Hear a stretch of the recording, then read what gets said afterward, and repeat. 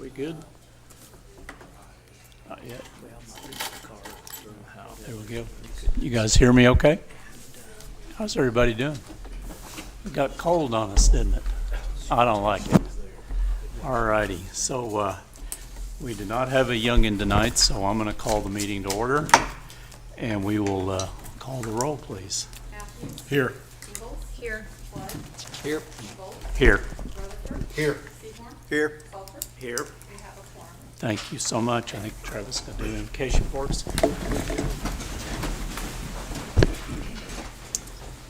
Father God, thank you for today. Thank you for the ability, God, once again to come and spend time, God, given the efforts that we've been given to this amazing city that we live in. God, help us to make the best decisions that we can based on your desires for this community to grow and this people to grow. God, we love you and we praise you through Jesus' name. Amen. Flag salute. Pledge allegiance To the flag of the United States of America and to the republic for which it stands, one nation, under God, indivisible, with liberty and justice for all. Okay, tonight, item one, we kind of have a special thing here tonight. We're going to do a presentation of certificate of recognition for the city of Shawnee, recognizes #1 in women-owned business for the state of Oklahoma. I think this is just a really cool thing and no big surprise to me. I know we had that the mayor would go present this, but actually I think it'd be more fitting if we had Commissioner Ingalls present that, because she is a woman that owns a business here in Shawnee, so I'm going to hand it off to you. And Rachel, come on down. Come on up or bring your whole group or whatever you want to do.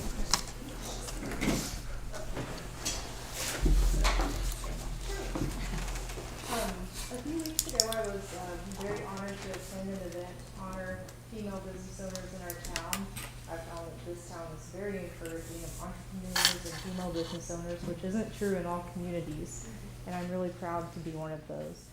Because of Rachel Milo making this one of the missions to highlight about our city, in coordinated efforts with Dr. Hoden's business students at OBU. They did some research which was submitted and reviewed, and we were found to be the #1 city in Oklahoma for women-owned businesses. And so tonight I'd like to thank Rachel Milo, Shawnee Forward, for helping assist with that research as well, or the coordination, and present Rachel Milo with a certificate of recognition from the city on the 7th day of March to Shawnee Forward on behalf of women business owners to acknowledge the city of Shawnee, Oklahoma as the state's #1 in women-owned businesses. So thank you. Thank you.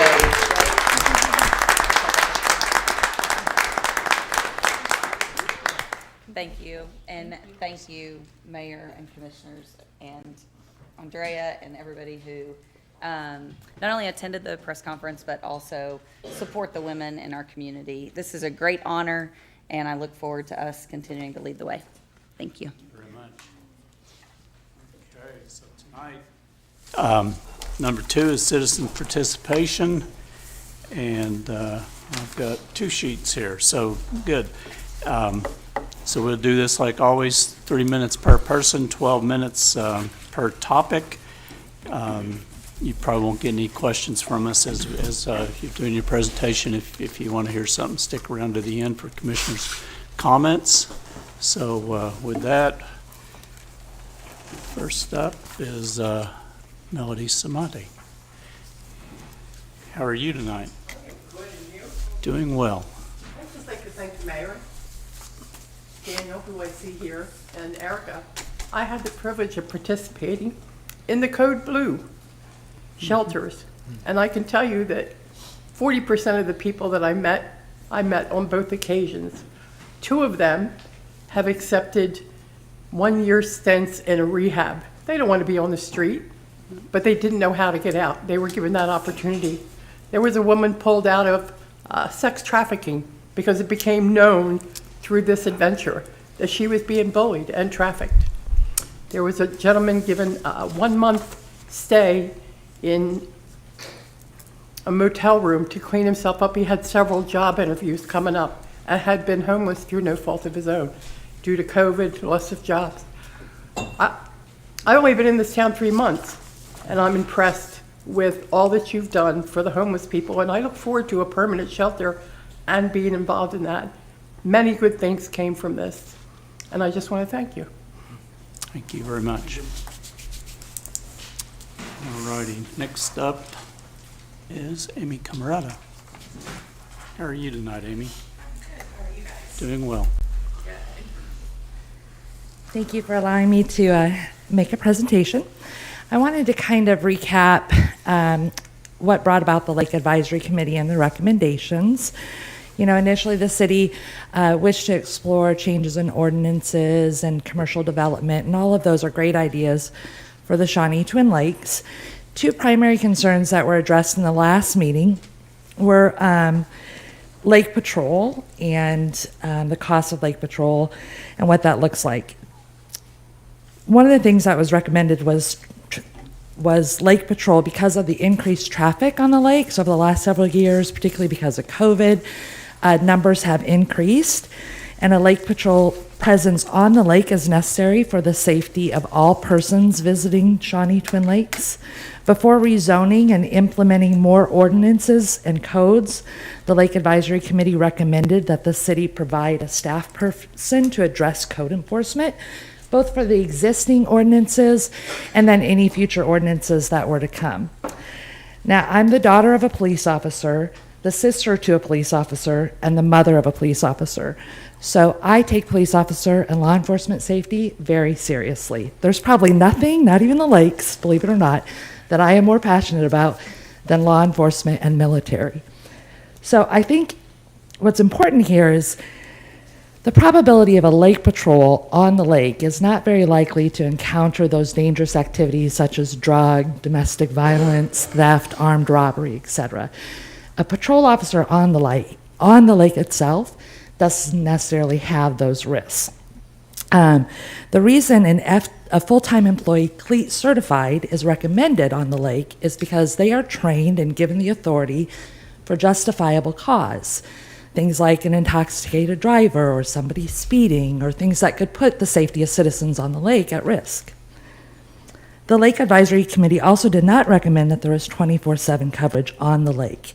And so I'm asking that you guys kind of revisit, and as Cammie had mentioned and others have mentioned, find some steps to begin somewhere, and maybe someday we can get to 24-hour coverage or 2 law enforcement people there or something, but there's a starting ground somewhere, and the immediate need is to have somebody on the lake.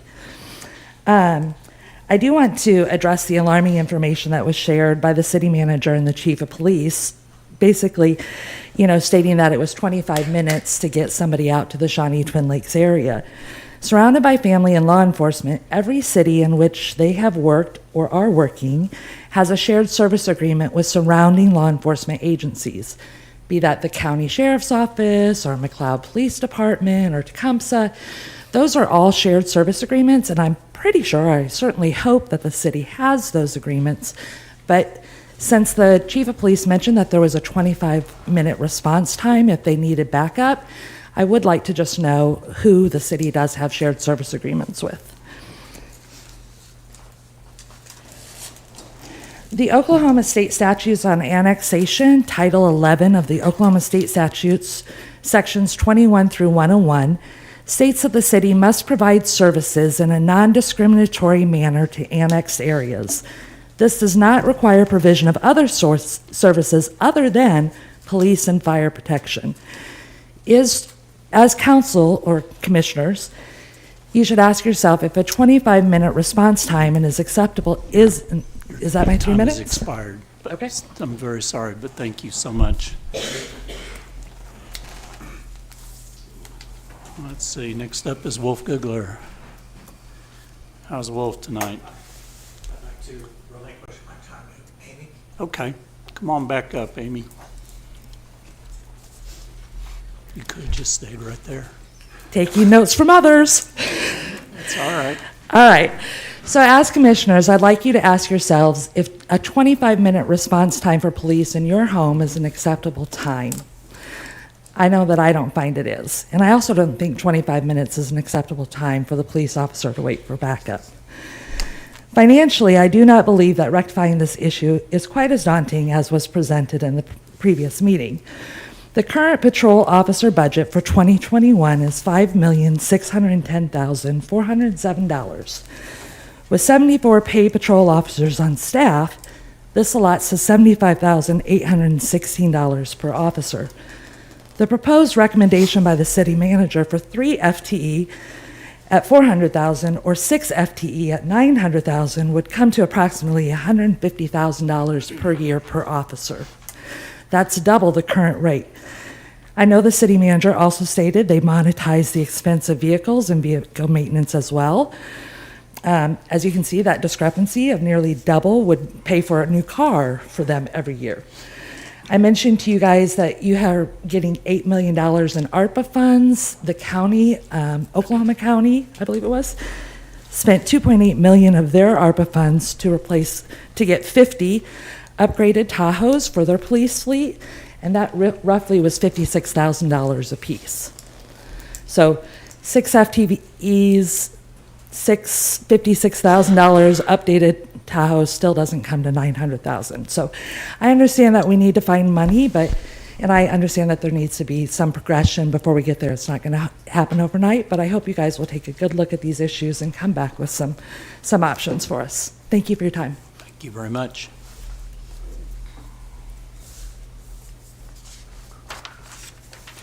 Next up is Stephen Musney. Mr. Musney, the floor is yours. How are you doing tonight? I came to the last city council meeting, but haven't heard nothing. It's been 30 days. I live in Smoking Oaks, 4th Edition. There was recently 5 houses built on Hardesty Drive, which goes through Smoking Oaks. Since there's only one way in and one way out of Smoking Oaks, and to get to those 5 houses, it violates City Code Section 10.1 on the preamble on B section. It goes on to state that there's no transportation facilities since there's only one way in and one way out. So again, I would like an explanation to how these houses were approved. More houses in our neighborhood. No one can give me a straight answer, let alone their own city codes that they are supposed to enforce. So I guess it's pretty much a waste of time because no one can give me an answer. Thank you, sir. Next up is Rob Morris.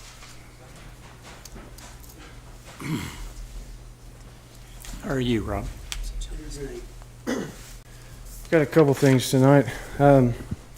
One is, do we own Franklin yet? Has that deal been finalized? Be an easy one. The next one is the hospital authority.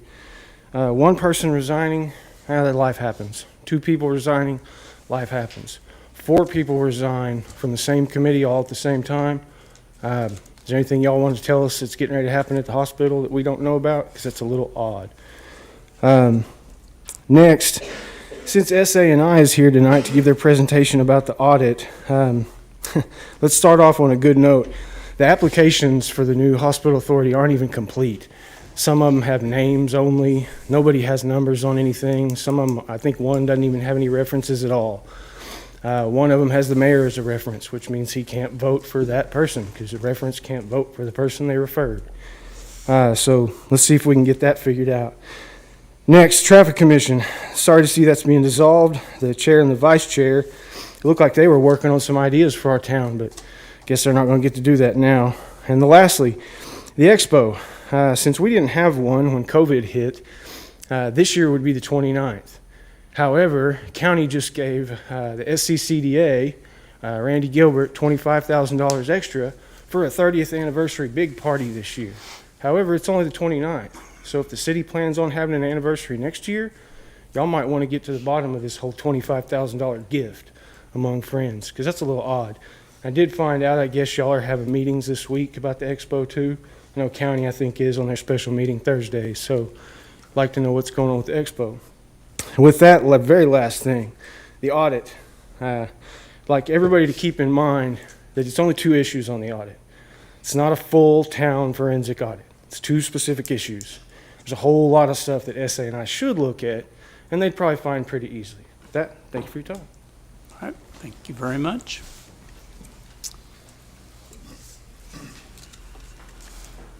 Let's see, I think that's the last one we had. It was. All righty.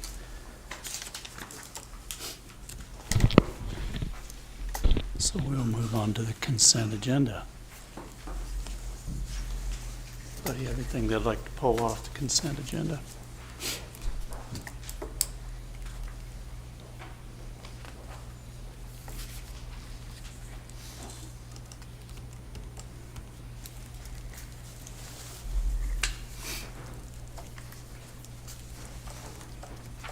Don't hear anything. Before we make a motion, I do want to ask you one question. Sure. Is there any concern about anyone that listed me as a reference on that application? Mr. Mayor, I wouldn't consider that a bright line rule. If it causes you any concern about your ability to be impartial, then it's up to you whether you would want to Okay. abstain from that vote or not. Okay, very good, thank you. Is there anybody want to pull anything off of the consent agenda? Yes, sir. 3A. 3A. Yeah. I've got to find it. Oh, minutes, okay. Anything else? I need to,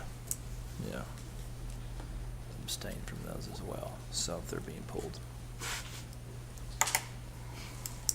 Which ones did you? 3A. 3A. So the minutes from last one, yeah. Okay. Anybody got anything else? Anyone like to make a motion on the remainder of it? Move to approve last 3A. Thank you, sir. I'll second.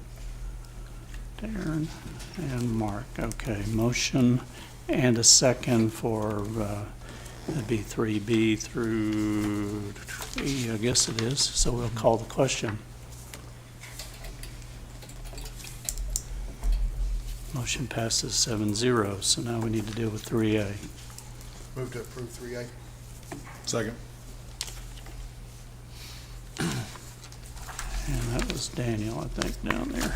All righty, so we have motion and second for approval of item 3A. Call the question.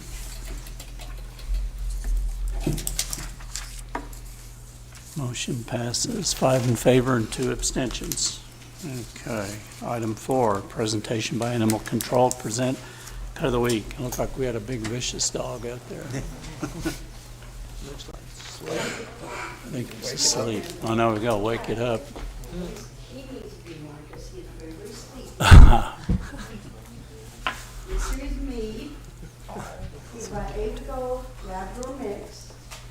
And yes, he's available for adoption. We just found him the other day. And he loves to play. In-house, I have 22 dogs and 3 cats. We have done 4 adoptions of 4 dogs and 2 cats. I'll be having another cat adoption tomorrow. That's why I didn't bring a cat. We have 1 reclaimed and 7 went to rescue. And this one here desperately needs a home. Yeah. Needs a nap. Needs a That nap. too, yeah, Yeah, that I think too. he's about worn out. But thanks y'all very much. Y'all have a great day. Thank you. Okay, we have item 5, presentation of the investigative audit report of the city of Shawnee. And Madam City Manager, I believe you are up. Good evening, Mayor and Commissioners. I'd like to call on our state auditor representatives to give a report out on the investigative audit. Are Good you- evening, Mayor Boat, Commissioners. Melissa Capps with the State Auditor's Office, and I'm here to present the investigative audit report. This audit was requested by District Attorney Alan Grubb based on allegations of inappropriate handling of earmark funds related to streets and roads and technology and communications support. The audit period was July 1, 2013 through June 30, 2020. So based on those allegations and this specific request of the DA, 2 objectives were developed for the audit. Those 2 objectives were to determine if the City of Shawnee complied with sales tax ballads and city ordinances related to streets and roads by confirming that earmarked funds were properly deposited and expending and transferred as allowable.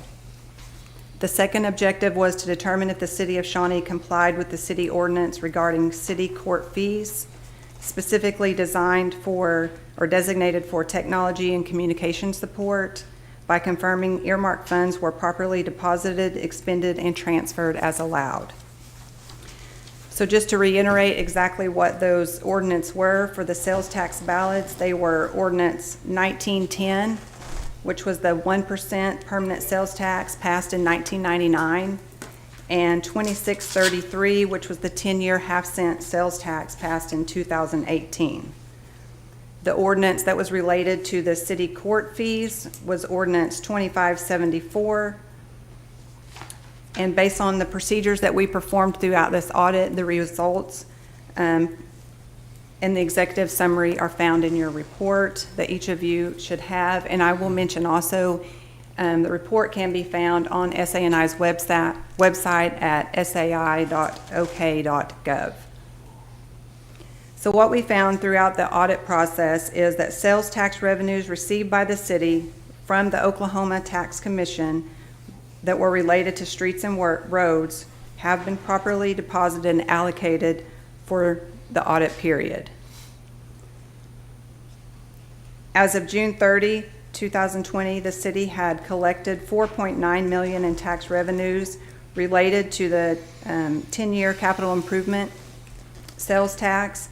And during that same time period, the city spent $2.3 million of those funds on expenditures that complied with the ordinance.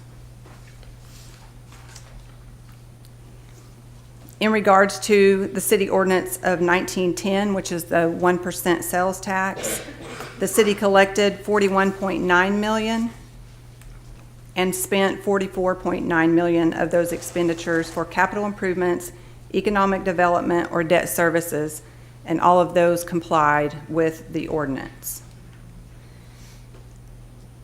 The court fees, which was Ordinance 2574, we did find some non-compliance with that particular ordinance, and that was in relation to the technology and communication support fees. There should have been separate funds for those fees as they were collected, and it was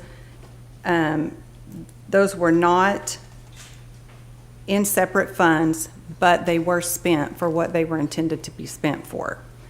So we had 2 recommendations throughout this audit, and it was related to the court fees. So one was to establish the separate funds to ensure that they reconcile, to know going forward how much is spent, to make sure those funds aren't underspent each year, because we did have the issue of the technology. The technology fee was underspent during that time frame of collections. There was a collection of $108,000, only $86,000 was spent. So keeping those in separate funds will help ensure that the entire collection is spent on the intended purpose. And then the other one is just to, the other recommendation, implement procedures and controls to ensure those are spent properly. Are there any questions at this time? I got questions.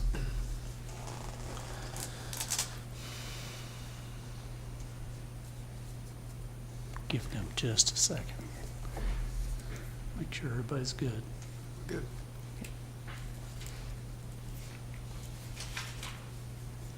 See, Darren's still looking there. You good? I'm good. I've read it a couple of times already. Yeah. There's a lot there. I hope everyone is Start done. there. Can you say that website again so everyone, if anyone wants to write it down, they Yes. know it's coming? It is sai.ok.gov. We'll be glad to answer any This packet's questions. if you- public also, but Yeah. there's a lot of information there. A Yes. lot of information. Yeah, very good. Thank Thank you you. so Thank much. you. Thank you. Appreciate you coming out. All righty. Item 6, consideration of an ordinance amending portions of Chapter 2, Administration, Article 3, City Manager, related to purchases of supplies and equipment and providing for severability, codification, and repealer, and providing an emergency. And Jacob, you were up. How are you, sir? We're doing well. Good evening, Mayor and Commissioners. Yes, this ordinance will, along with the House Bill 2862 passage, it modified the state's law so that the threshold for competitive bidding increased from 50,000 to 100,000 for municipalities. And so we are just making our code in compliance with that in order to keep everything the same and for competitive bidding purposes. If you have any questions, be happy to answer them.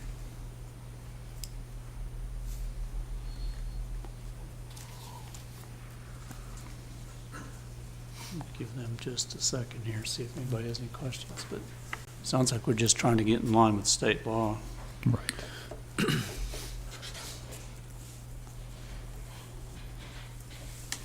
Anybody got any questions? And if not, Pretty anyone make a straightforward. motion. I move to approve. Thank you, sir. Second. Mark and Cammy, so a motion, a second, and you are up, sir. Thank you, Mr. Mayor. An ordinance amending portions of Chapter 2, Administration, Article 3, City Manager, related to purchases of supplies and equipment and providing for severability, codification, and repealer, and providing for emergency. Thank you very much. We have a motion, a second, we'll call the question.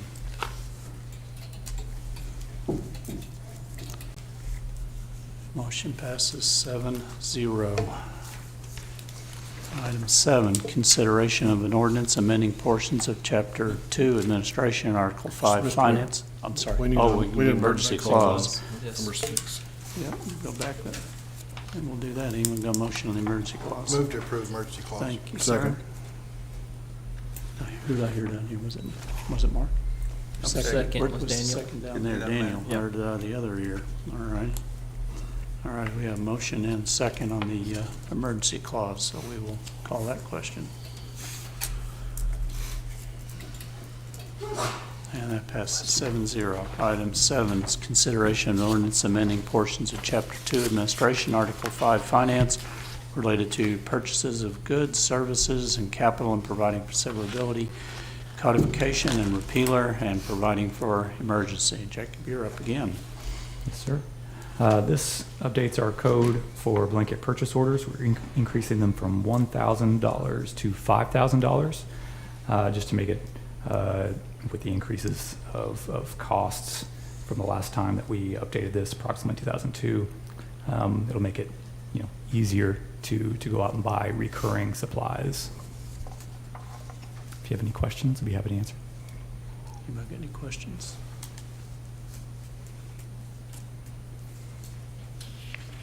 Anyone like to make a motion? Move to approve item 7. Thank you, sir. I'll second.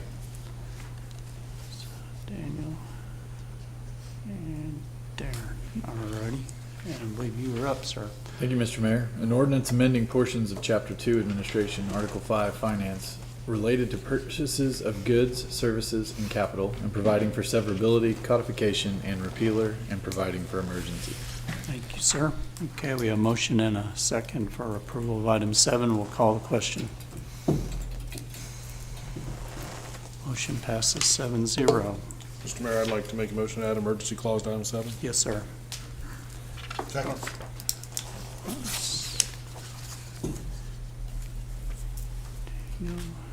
And Darren, all righty. So on the emergency clause, we have a motion and a second. We'll call that question. And that passes 7-0. Item 8, consideration of resolution of the governing body of the city of Shawnee setting forth budgeting and financial planning policies. It's your night, isn't it? It is. All right. Yes, so this is updating our financial policies associated with the budget. Some of the highlights to this new policy change will be to establish a reserve policy, which will include contingency goals, a goal of setting aside 2% for each fund, budgeted expenditures to help offset unexpected costs, and an operating reserve that would set a fund balance reserve range either from 14 to 20% in the general fund. And for all other funds, it would be 5 to 20% for those that support personnel or ongoing operating expenditures. Other things would be performance-based budget. The annual budget will include meaningful measures of performance of the city meeting its various service demands. Long-term planning as well. At least every other year, the city will prepare a forecast of revenues and expenditures for the ensuing 5 years and the major financial policy issues likely to be addressed in that 5-year period. Capital expenditures and planning. The general fund budget will have a target of 2 to 5% each year in capital expenditures. Every other year, the Board of Commissioners will consider a 5-year capital improvement plan. The CIP will seek to assure the adequate condition and sustainability of the city's infrastructure. And one of the last highlights would be personnel costs. The annual budget will include a summary of the number of employees, both by fund and by department. And the staff will, of course, implement financial control measures to implement the risk of personnel costs exceeding the allocations provided in the adopted budget. But those are some of the highlights. If you have any questions, I'd be happy to answer. Questions? I have one, I was very excited to see this item with my belief that our need to create a reserve fund and my expressed hesitancy to vote for any budget that doesn't include it. So this was really good to see. I think my question is the last line you mentioned, the proposed resolution will become effective July 1, 2022. Does that mean we will have reserve in this coming budget cycle, or we wouldn't start planning for it until the next? It would be the upcoming budget, so the Okay. fiscal year 23 budget. Thank you. Yes. And my question, sir, was I see that you have implementing control measures for personnel costs, but I know, much like myself, if I got $20, I know I've got $20 hanging out, it's really easy to go ahead and spend that extra $20 instead of, saving it because I need to save it for later. Will there be other, other financial control measures put in there to make sure that we are intentionally saving those dollars for emergency situations versus it just being easily, accessed because we know it's there? So that's one of my questions. Yeah, I think the reserve portion would be an extra control associated with that. Having a contingency of 2% in the general fund, and especially our major funds, I think that's every fund, would offset some of that issue, I would think, and also the reserve would do the same. But we can't continue to craft something that specifically associated with personnel that could maybe meet that concern. Right. Well, just that was my, just wanted to make sure that the purpose for that is for extreme unforeseen things like we've had so many over the last few years, which are just, death storms and viruses and unbelievable things that nobody in the world could plan for, Right. But whenever things are going well, it's really easy to go, oh man, there's this little stash over here that we could use for that, instead of, rethinking or trying to do the best with what we have, instead of, reaching over there and just want to be as intentional as we can about that. And to echo Daniel, I'm very, very pleased to see that we're trying to put a reserve back for these unforeseeable, things that happen so many times in cities. So thank you so much for your hard work on this. Yes, sir. Any other questions? If not, we'd entertain a motion. Go ahead. On the personnel cost, number of employees by fund and by department, I'm assuming we will have number of employees and total dollars spent. So I guess I'm sure we can do the math to figure it out, but in my industry, we have a goal of 45% employee cost to your gross profit. So in the city, from what I learned a few years ago, I believe there's a goal that cities kind of have for our employee cost to gross revenue, there's a percentage of, I think it's 80%, maybe 78%, maybe a goal. So included in this, it would be nice if we kind of were kept up to date on what that percentage of our revenue is to employee cost. Yeah, I think we could definitely, And that may be what this, but by fund, I'm assuming that's, you know, the 503 fund or whatever, not dollars, so. I if the agree dollars- that Yeah. the actual number that we're spending on personnel over what the entire budget is, I think we'd like to know. yeah. Because that's where we got in a couple of years ago, where it was upside down. Right. I think due to this, the open-ended wording as far as controls in general, that's mentioned in the policy can lead us open to more address specifically when we bring it to you to have these specific things included as presentation. And then we can probably make it more formalized in the To future see as it well. As a whole, you know, if our operating budget's 23 million, we're spending this much percentage of that dollar on employees. Yeah, we can do that. Agreed. Sounds good. Anybody got anything else? Anything else? Anyone got a motion? I'll move to approve. Thank you, sir. I'll second. Travis, all right. Thank you, Mr. Up, Mayor. sir. A resolution of the governing body of the city of Shawnee setting forth budgeting and financial planning policies. Thank you, sir. We have a motion and a second for approval of item 8. We'll call the question. And motion passes 7-0. Item 9, consideration of resolution declaring the intent of the city of Shawnee to allow the Oklahoma Tax Commission to serve as collection agent of the City of Shawnee occupancy surcharge. You might as well just stay right there. I know, I shouldn't draft go far.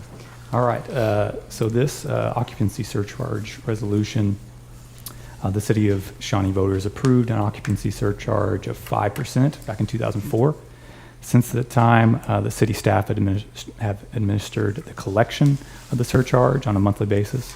The estimated staff time required is 5 to 10 hours per month for collecting and processing payments from from 12 hotels and motels. To help ensure that hotel and motels are remitting the correct amount, the city also engages Crawford and Associates to audit a sample of payments and records and the accounts of a handful of hotels and motels. That service costs the city an estimated $10,000 to $13,000 each year.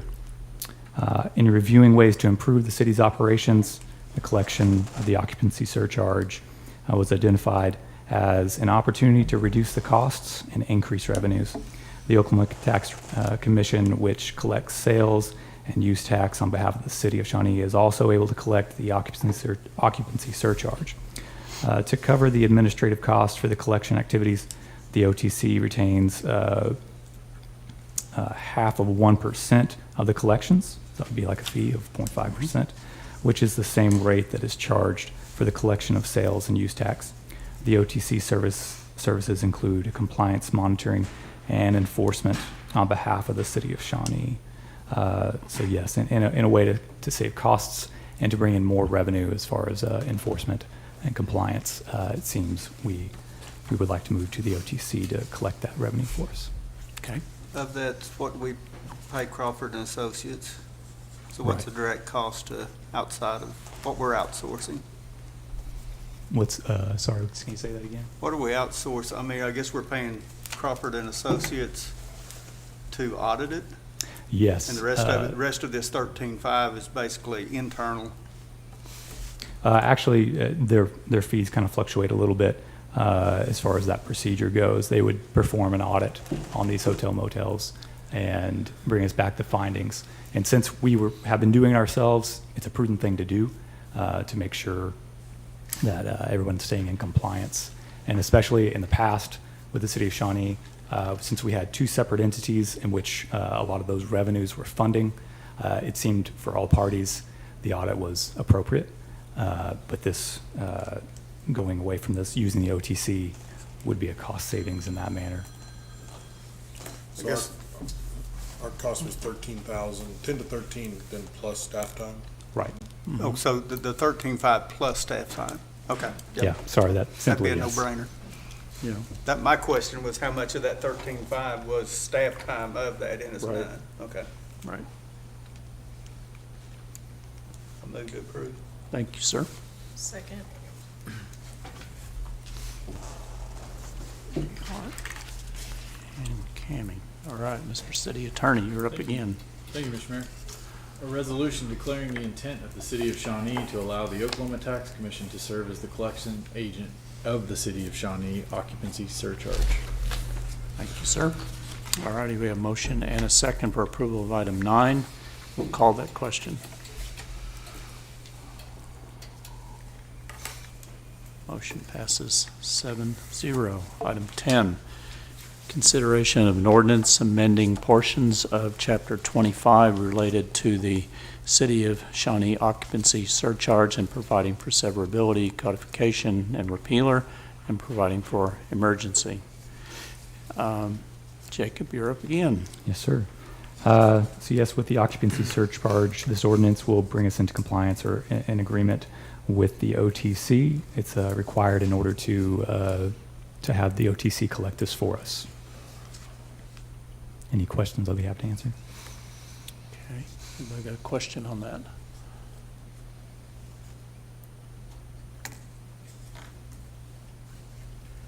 I was gonna ask that question earlier, so there's really no way to combine those.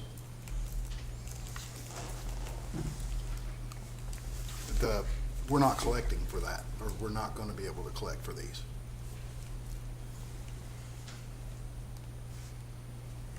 Collect for, I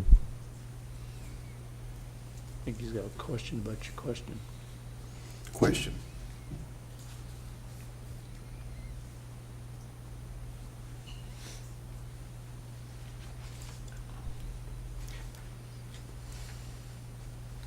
Which offsets the first amount.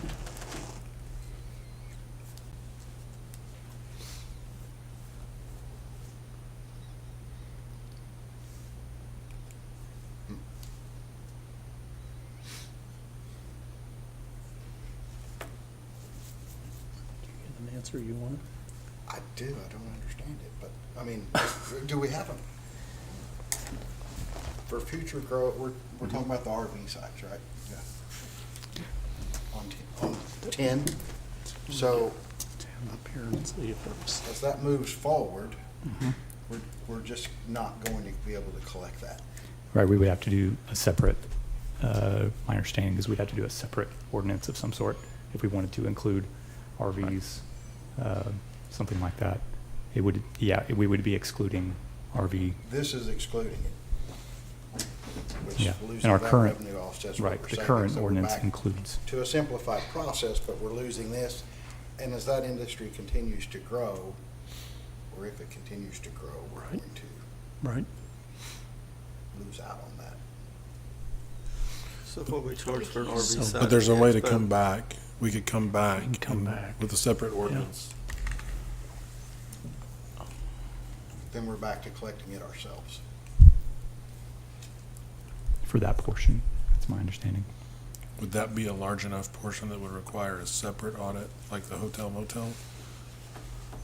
It doesn't seem like to me it would. Doesn't seem like it, does it? So the collection was 76. The highest, over the last 4 years, the highest amount collected, $7,600 for a year. But if it grew, would we not be able to go back and make a new ordinance for that? Yes. So we just need to be in compliance right now. Right, if we want the OTC to collect the hotel, motel, excluding RVs, then yes, we would need to pass the ordinance. So in the meantime, we'll still be collecting that portion of it, which sounds like it's a much smaller thing there. It is, yeah, much smaller thing. But it would, as far as us changing this ordinance, currently, the RVs are included in ordinance along with the hotel motels. When we change our ordinance on this, we will no longer be collecting on the RVs. So we'll just be collecting hotel motel through the OTC. And we would have to go back and do a different ordinance if we wanted to get the RV revenue. Okay. You're saying it's going to save us enough that it makes sense to move forward with that at that time and then come back and do another part for the RV stuff, if we wanted to. What's a reasonable time to turn that? How much time would staff need to have an ordinance prepared? Yeah, I mean, if because we're talking about losing out, well, if it only takes us, if by the next meeting we can have well, I mean, I'm not saying it has to be the next meeting. I'm saying the sooner we do it, the shorter the period of time we would lose out on it would be. The sooner we would enact this particular ordinance, the sooner we can turn that over to OTC, and there is some lead time for OTC to be able to do that. So we can certainly come back with an RV pad specific ordinance. We would have to look at audit requirements entailed. At this point in time, I could not give you a definite yes or no on that. The reason we had done an audit previously is because the hotel motel tax actually went to a different entity because Visit Shawnee was not under the city's purview. And so making sure that the money that we collected and then transmitted was appropriately audited. Since Visit Shawnee is now a department of the city and the hotel motel tax, or in this case, the RV pad side surcharge, occupancy surcharge would stay. If we were to enact a new ordinance, that audit requirement may no longer persist, but I could not give you a definite answer. It would already be audited in our city audit. Correct.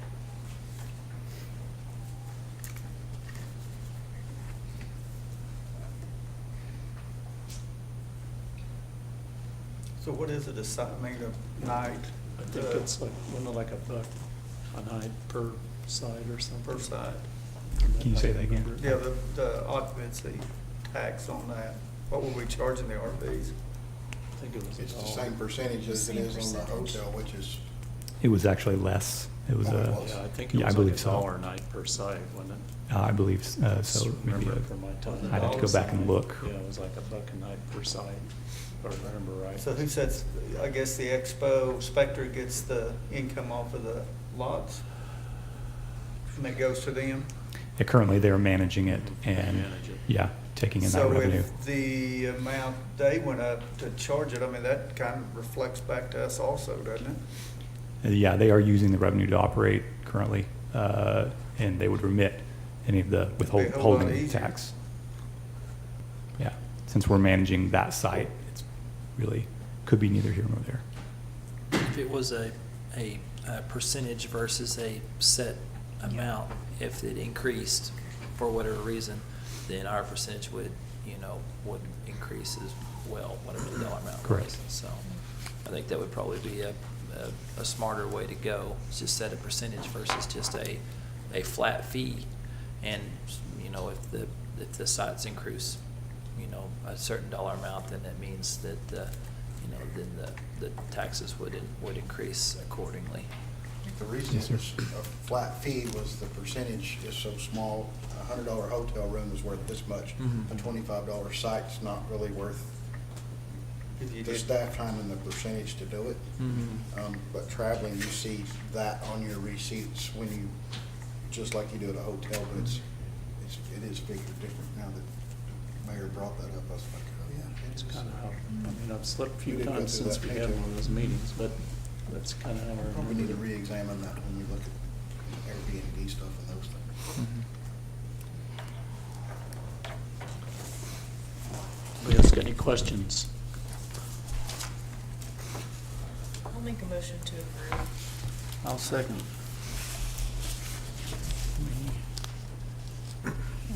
Mark, okay, you're up, sir. Thank you, Mr. Mayor. An ordinance amending portions of Chapter 25 related to the City of Shawnee occupancy surcharge and providing for severability, codification, and repealer, and providing for emergency. Thank you, sir. Okay, we have a motion and a second for approval of item 10. We'll call the question. Motion passes 7-0. And now Mr. we'll Mayor, I'd go like to to- add emergency clause to item 10. Thank you, sir. Second. Daniel and Darren. All right, we have a motion and a second for the emergency clause. We'll call that question. And it passes 7-0. Item 11, consideration of an ordinance amending portions of Chapter 7 Buildings and Building Regulations of the Code of Ordinances of the City of Shawnee, providing for severability, codification, and repealer, and providing for an emergency. And Andrea is up. How are you again? Doing great. How are you this evening? As you can see from some of the previous agenda items, staff has been busy going through codes and regulations and ordinances, trying to clean up as much as possible. This is another one of those cleanup items. Our Chapter 7 of the Municipal Code contains reference to the Community Development Director as the enforcement officer for some of our city business as it pertains to International Building Code, Electric Code, and so forth. We actually have building inspectors who do this particular work, so we would like to update our municipal code to replace the reference of the Community Development Director with city manager or designee, and as such, the designee would in that case be the building inspectors. I'd be happy to answer any questions you have. Seems pretty clear to me. Anybody got any questions? Anyone got a motion? I do have a question really quickly. Okay, I'm sorry. there you go. No, go right ahead. One of the things that I know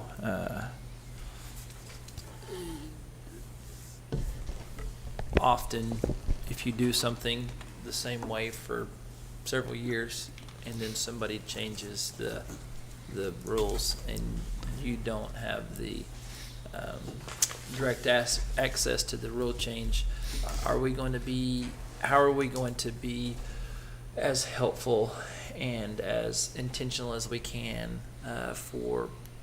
to help our builders and our new individuals that are coming on to find said changes in codes and things like that? Because I know that most of the time we say ignorance is the biggest issue, but in all reality, I really think we should be really proactive in saying these are the changes that we made, and then making it very, very open to individuals so they can see these and not have the excuse of saying, well, nobody ever told me.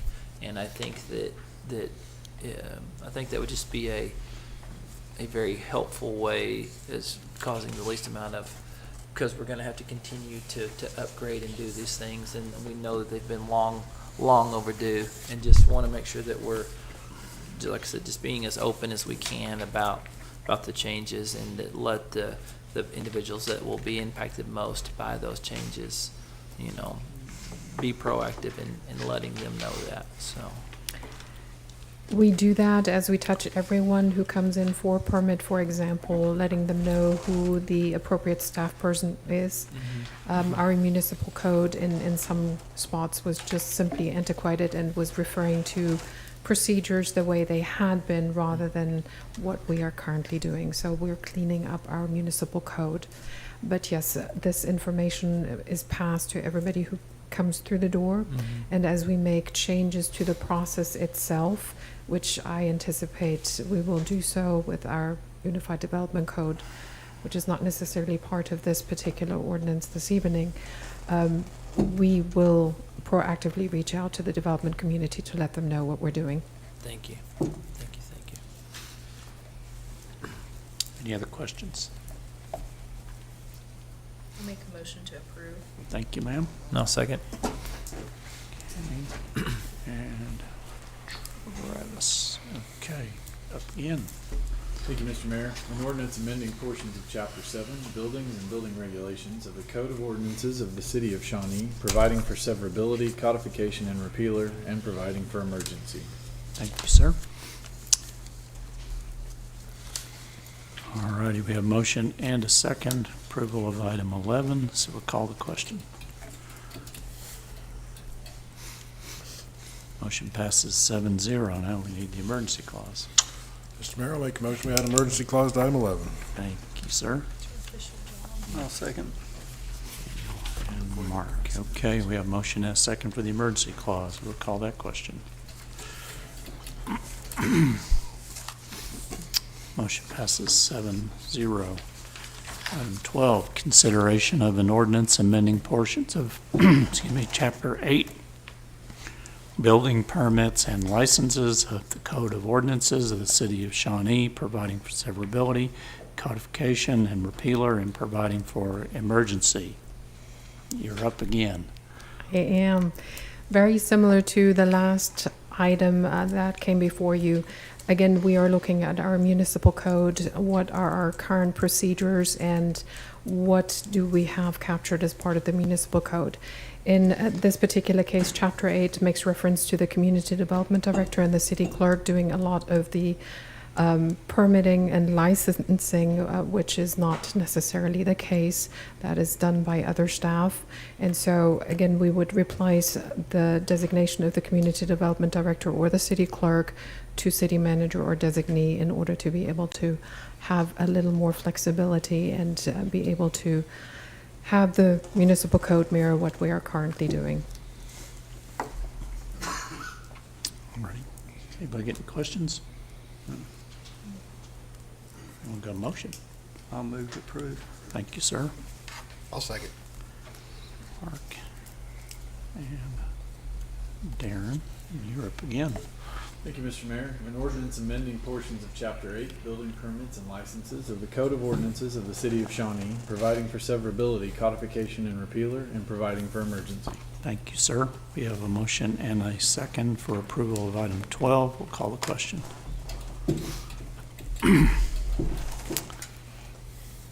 And that passes 7-0. Mr. And Mayor. I'd like Yes, to add sir. Emergency clause. There you go. Item 12. All righty. I'll second. Thank you, sir. We have motion and a second for the passal of the emergency clause for item 2. There we go. And emergency clause passes 7-0. Item 13, consideration of an ordinance decommissioning the Traffic Commission, amending or repealing portions of Chapter 19 related to the creation terms of office, composition, meetings, and officers, and powers and duties of the Traffic Commission, and providing for severability, codification, and repealer, and providing for an emergency. Madam City Manager. Staff has also been reviewing our current advisory boards and committees to see if there are some efficiencies to be gained, some options for more collaboration, or in some cases, advisory boards and committees that may no longer serve the purpose for which they were originally designed. And the Traffic Commission is one of those. When it was first instituted in 1982, there was a lot less empirical data and a lot less analytical frameworks in place to help us with decisions on intersection control, parking, and other traffic movements. Since then, and I know it was laid out in the memo that accompanied this particular item, there have been a lot of advances in transportation planning, parking management, and of course, the warrant analysis for intersection traffic control that would be taken into account as city staff, and particularly the engineering department, makes some of the decisions on our transportation network. It has come to our attention that in some cases the Traffic Commission may make a recommendation that is in contrast to one of those warrants, for example, or in contrast to the manual on uniform traffic control devices.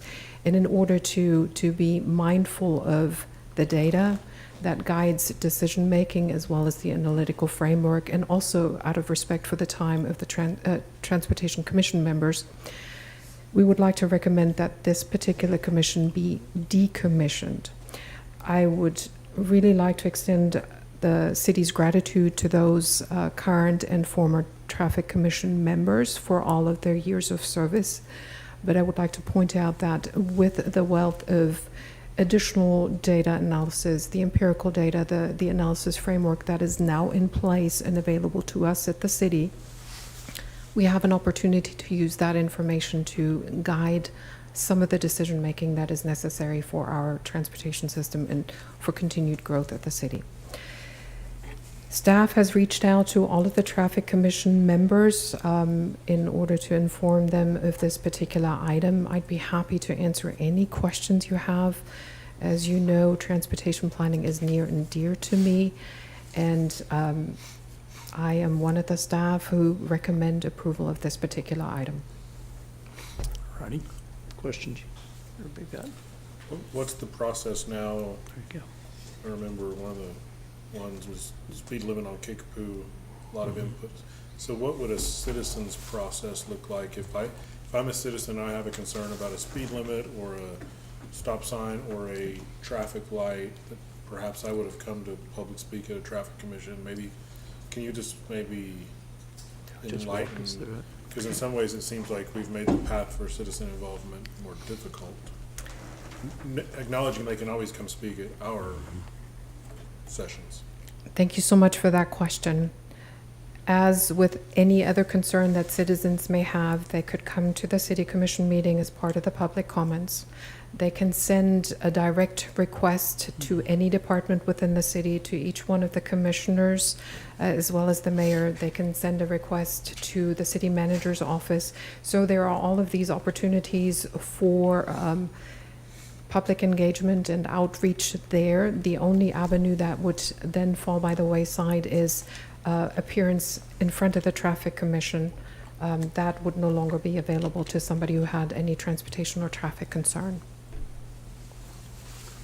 Do you currently find that staff is spending a lot of hours trying to reconcile Traffic Commission's recommendations that are wholeheartedly, vetted, and they're doing the best they can with current regulations that we have to follow?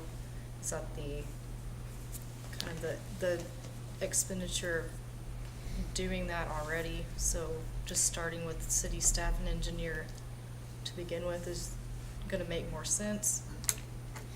If I may cite an example that we've just very recently been grappling with. You may remember that one of our traffic lights was hit at Broadway and Highland. And so we've had stop signs there for quite some time. And of course, we were approached by multiple citizens about what is going to happen there. Will the traffic light be put back? And so before there is an investment, because there was some major damage to the underground wiring of that particular traffic light, it was not as easy as just simply putting a new light back. It would have required some major rewiring work. Before the city would enter into an agreement to do some major work like that, it was necessary, or it was advisable, to do an actual traffic analysis, an actual signal warrant that looked at the overall volumes, turning movements throughout the day, to see, is a signal even warranted? Because that is not something that anybody just anecdotally driving through that intersection would have been able to tell. Of course, we had some, just experience. We've worked with this particular stop sign for so long that everybody noticed, oh, this works just fine. But again, that is anecdotal information rather than going to the analysis portion. And if Traffic Commission had come back and said, oh no, we want a traffic signal there versus what the warrant analysis says, then you get into the situation where you're reconciling what your data tells you should do in order to have the safest traffic movement possible, and what your Traffic Commission, who are engaged citizens, tell you to do, because they drive through this intersection, but they are not present 24/7 at that particular location. So yeah, there is a discrepancy between what the analysis framework can tell us at times and what anecdotally using and driving through that intersection or walking through that intersection will tell us. The Traffic Commission doesn't meet very often these days, if I recall. Like Planning Commission, we see the recommendations, and I don't recall the last traffic commission recommendation that I've seen. And, I mean, I started out on the traffic commission. I was there a year, 2 years, I don't remember, so however many years ago that's been. And you kind of, being on that, out of respect for that group, you plan your life to be free during those periods of time, and then you get the email, we're not gonna have a meeting. Okay, and you do that time and time again, and it's disappointing, but I think it has possibly outlived its usefulness because of the reasons that you gave. And utmost respect for the ones that are on it. I've been there, and yeah, they just don't meet. Got anything else? We got a motion. I'll make the motion to approve. Thank you, ma'am. Do a second? Second. Thank you, sir. And you're up again, sir. Thank you, Mr. Mayor. An ordinance decommissioning the Traffic Commission, amending or repealing portions of Chapter 19 related to the creation, terms of office, composition, meetings, and officers and powers and duties of the Traffic Commission, and providing for severability, codification, and repealer, and providing for emergency. Thank you, sir. All righty, we have a motion and a second for approval of item 13. We'll call the question.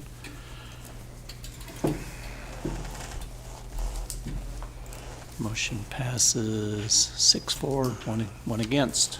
All righty, we have an emergency clause to deal with. Anyone like to make a motion for the emergency clause? Move to approve emergency clause. Okay, we have a motion. Do we have a second? I'll make the second.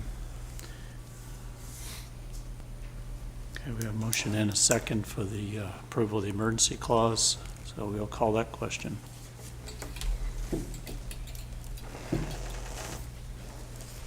And motion passes 7-0. Item 14, consideration of an ordinance combining the Shawnee Community Beautification Committee and the Shawnee Parks and Recreation Committee into the Shawnee Beautification Parks and Recreation Committee, amending portions of Chapter 21, Parks and Recreation, and Chapter 27, Vegetation, relating to the composition, appointment, and terms of the members, and providing for severability, codification, and repealer, and providing an effective date. And I guess it's your meeting now. Just for one more item. There you go. As I said earlier, city staff has been very busy looking at codes, ordinances, and advisory bodies for the city.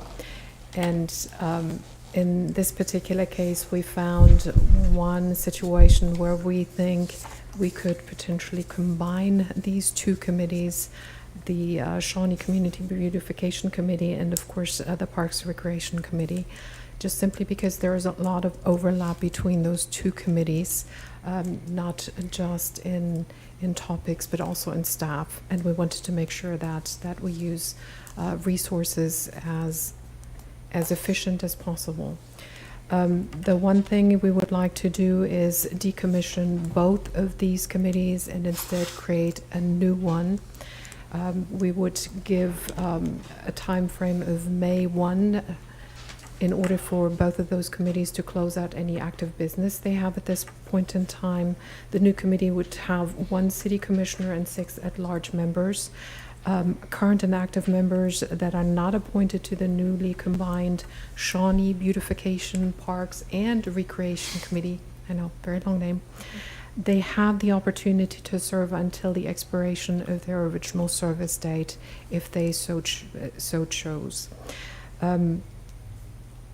Again, we are asking the City Commission to consider this out of efficiency reasons, out of respect for everyone's time, both on the staff side as well as the committee members' side, and staff is recommending approval of this particular item.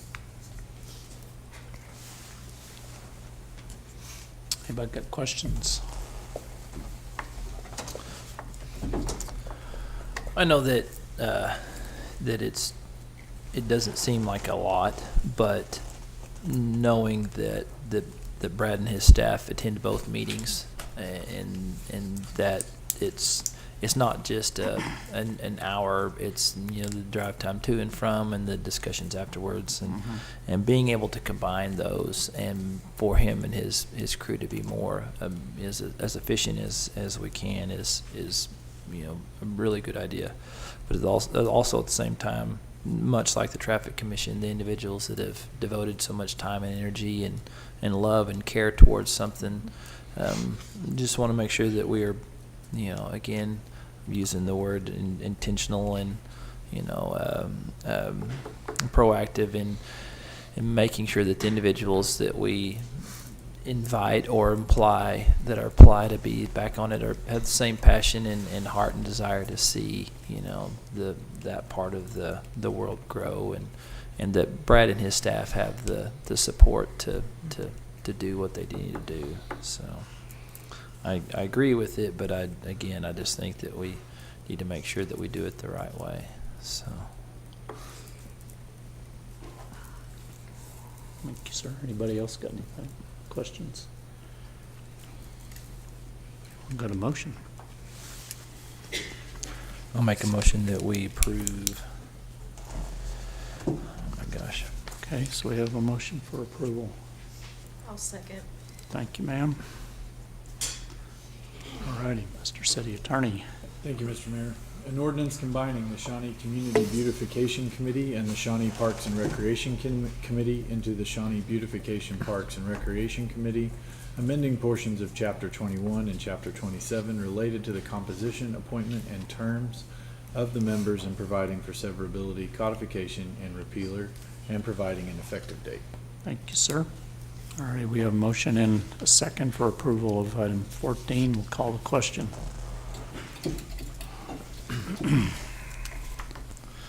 Motion passes 7-0. We have an effective date on that, so we don't have an emergency clause. All righty, item 15, consideration of an ordinance, City of Shawnee, Oklahoma, amending portions of Chapter 16 Lakes, Article 2, Twin Lakes, of the City Municipal Code, providing for severability, codification, and repealer, and declaring an emergency. And this was deferred from February 22nd, 2022 City Commission meeting. Mr. Vondran is up. Thank you, Mr. Mayor, Commissioners. Appreciate you allowing us the opportunity to discuss this item again with relation to the watercraft ordinance. As the mayor just mentioned, this was deferred from our last meeting, at which time during discussion on the item, I believe Commissioner Rutherford raised a question with regard to an ambiguity relating to definitions. Staff's efforts to clarify the definitions and eliminate the ambiguities within the proposed lake ordinance led to concerns as it relates to potential conflicts with state statute, particularly the Boating Safety Act that's located in Title 74, Sections 4200 and following. In an effort to ensure consistent application of boating regulations and ease of understanding for our guests at the Shawnee Twin Lakes, the city staff has decided to undertake a thorough review of the relevant Oklahoma statutes. So when we're talking about that, really what it boils down to primarily is those definitions of watercraft that we discussed at the last meeting. And to give a little bit of background, we had initially started about a year ago looking at state ordinance and then moved away from it because of what we believed at the time was some deficiencies in the state the state statute with regard to some of the smaller watercraft or vessels as referred to within the act. As we moved away from that and tried to go to a simplification, we identified the hole that Commissioner Rutherford discussed last meeting, went back to ensure compliance with the relevant state statutes, and have determined that there is a likelihood that an adoption of the state statute in whole or in part may be the most efficient path forward to capture all of that.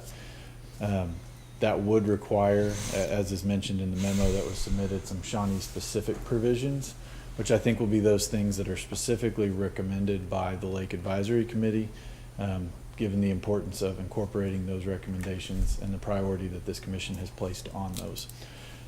So with that, and again, to make sure that as lake season rapidly approaches, that we put forth the very best product for the citizens and for the guests of Shawnee Twin Lakes, and to make sure that the significant efforts of the Lake Advisory Committee are carried out as they intended. We are asking this be deferred to the March 21st meeting, simply so that those Title 74 can be properly vetted before we make any recommendation with regard to an adoption by this commission. And with that, I'd be happy to answer any questions. Questions? I'm good. Just need to get it done. I just wanted to say, I've kind of created a list so the Lake Advisory Committee, people at the lake know that there are specific things that there's no intent on my part anyway. The water skiing on Lake 2, no. Personal watercraft, Lake 2, no. Houseboats, boats in excess of 30 feet. Those, just a few items like that would be my intention to stay as specific for Shawnee things. I know the boating safety that the state has mirrors what we had. I believe the distances, the safety distances from other boats, I believe is correct, but we'll have that looked at.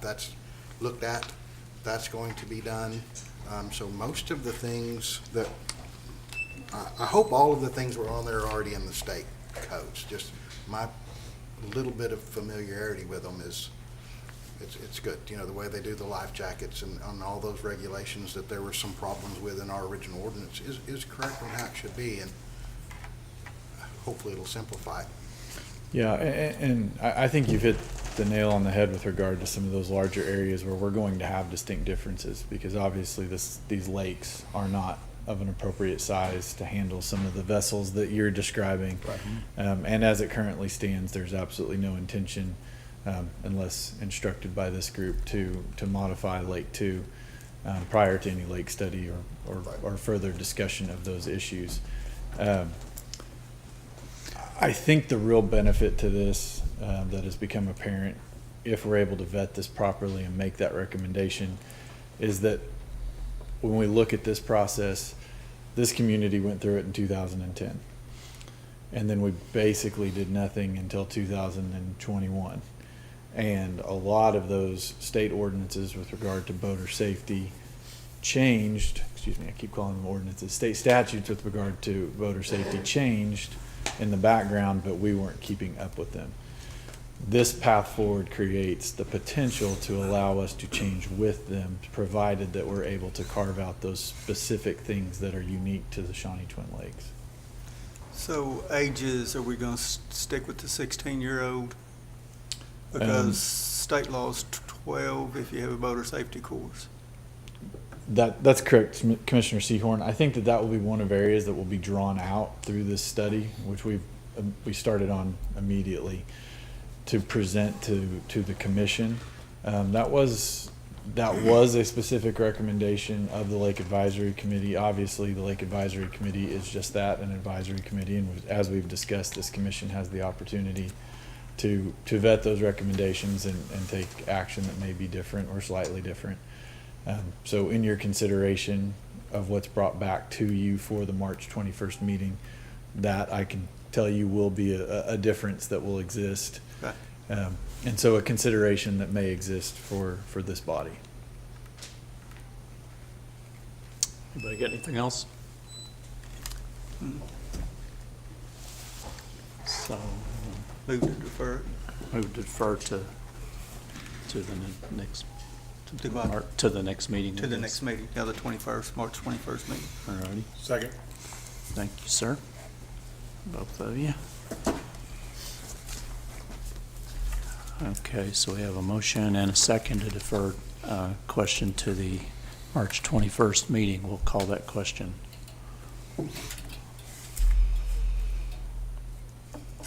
Motion passes 7-0.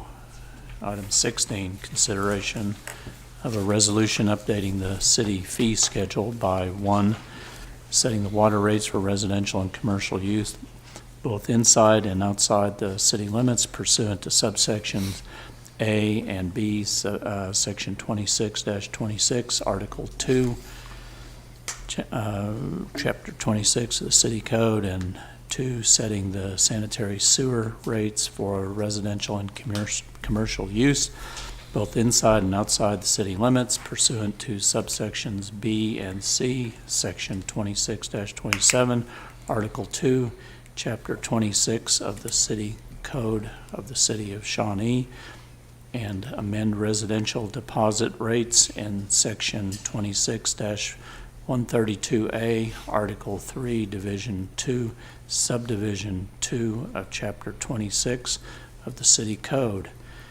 And our city clerk is up. How are you, Lisa? I'm good. How are you? Doing well. The city may conduct an annual review of its water and sewer rates and account for possible adjustments per CPI from the U.S. Bureau of Labor and Statistics. We are requesting to increase our water and sewer rates at a rate of 3% for residential and commercial accounts, effective May 1. For residential accounts, for the first 1,000 gallons, it would be a 68 cents increase and 13 cents per 1,000 gallons after that. We are also asking that the deposit for residential accounts would be increased from $75 to $100. That would be approximately 1.5 times a minimum bill, which a minimum bill would go from $64.41 to $67.26. If we had say a $93.84 bill, that one would increase to $98.49. So around $4.65 would be the increase. That is probably close to an average of our residential accounts is around $100.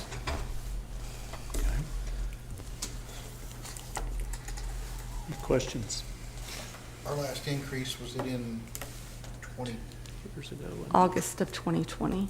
August of 2020? Yes. So we did not do one in 21. Yes, sir.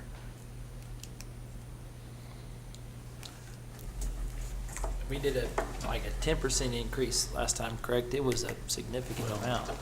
That was Because we hadn't done it. Maintenance fee too. Yeah, because we hadn't done it in quite a while. That was In 2018, 2018. we did about a larger 10%. increase. We increased some of our fees. Right. We added a meter maintenance fee Right. at that point. In 2020, I believe we just increased our rates CPI. at Yeah. per CPI. I know when I very first came on commission, which would have been 18, we had, I got the pleasure of being here when we had to catch up for a lot of years that we didn't do that. And then we decided to tie that to the CPI every year so we wouldn't have to hit people with a big increase like that, so. Yes, sir. Yeah, the didn't. timing of it's kind of Yep. poor with inflation as it is, fuel prices as it is, groceries as it is. The thing that's You know, and then- concerning to me I is just- I'm sorry, Mark. Oh, you're fine. Yeah. Which I think is the reason we didn't do it last year. listened to a couple of my guys at the shop complain about how high their water bill is, and it's, 70 some odd dollars, and they're single. But it's, from what it was back in 18, we're probably 35% higher than we were back then. By the time you do the meter maintenance fee and that. So Believe I it. agree, we probably need the increase at some point, but probably more so is this the time or not? Are we able to do, sorry, I keep No, go ahead. interrupting you. The deposit is the thing that's kind of bothering me. And the reason is, do we know how long can people go before we turn their water off, for example? Because the deposits to recoup any costs that when someone doesn't pay, is that averaging out enough to justify an increase? I know it's only $25, but I feel like it's an increase that significantly targets people with fewer means for the most part that are starting out, moving around a lot.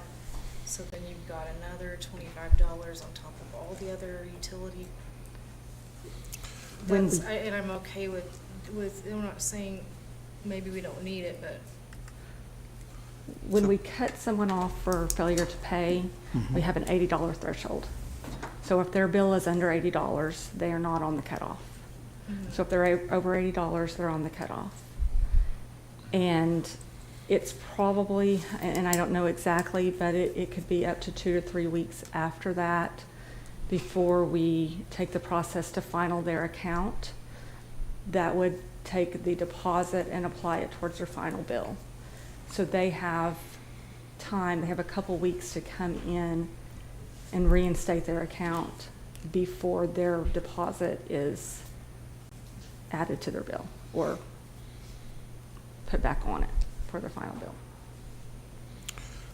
I share Commissioner Ingalls' concern on the deposit, and I reached out this morning to Madam City Manager, and she in turn talked to Lisa, and I want to give compliments to both of you because the information you provided me, I knew we weren't being punitive, but so I wanted to know the why, and the why makes a lot of sense, and if it's okay, I'll share it. It doesn't mean that don't still have the same concern about the timing, but I think it would be good for information for the public. In 2021, the city opened 1,517 new accounts. Our 2021 delinquent account showed 717 accounts that had a few carryovers. The average delinquency is $180.46, and the average bill works out to $100.87. So the why we are adjusting and what we are adjusting to makes a lot of sense. My concerns still carry over, and Commissioner Seahorn started off right off the bat with, and Commissioner Ingalls echoed it, of the timing, particularly of the deposits, because the deposit is a lot bigger deal to those that have very limited means. I can still remember when I got married and got my first place, nobody told me about deposits. That was a super fun surprise when I thought I was ready to take over the world. And when gas is $4 a gallon and showing no signs of retreat, and we know what food costs are, certainly I think the city can't operate at a loss. And I know and the CPI certainly justifies the rate increase. I'm just worried about twofold on the deposit. One, the timing of it for residential, and that there's no adjustment to commercial as well. Commercial is 1.5 times a minimum bill. Gotcha. So it's based on what that business does. So our supervisor looks at that at each time, and we can adjust that. If our deposit is not enough or is too much, we can give them a refund. Okay. So, I mean, I think my comfort level, the why makes sense. And I appreciate the time and the thought and the effort that went into it. I still am just really, really concerned about the timing. So we could probably change the timing, I mean, if we chose to. Well, I mean, we could, yeah. I'm just wondering, is this the year that we make that alteration on the deposit? For me, Are we able, are we able to approve the rate increase and defer the deposit increase, or do they have to come together? No, they do not. No. So we can modify the resolution. and water is such in the hierarchy of needs. It's way up there, isn't it? It's one of the first one, and so to make it more challenging and more accessible, or less, just more of a challenge is a struggle for me.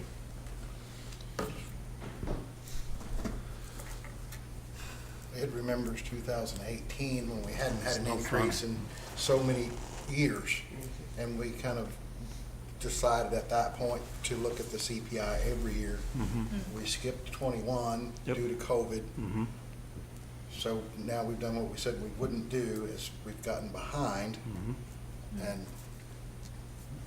But it's also terrible timing with the way things are currently. So, I mean, are we going to be more prepared for it in 90 days or 120 days. I mean, we can't keep getting behind and then look at it in 22 or 23 and go, we've got to go up 10%. That was no fun. No, I don't want to go down that road again. And I think my question is, the rate increase is painful, but certainly costs for the city are up just like they are for private residents. Absolutely. My question and consternation strictly has to do with the deposit. We can't get behind and shock people with another 10% increase like we had to in 18. Like, my issue is strictly with the deposit.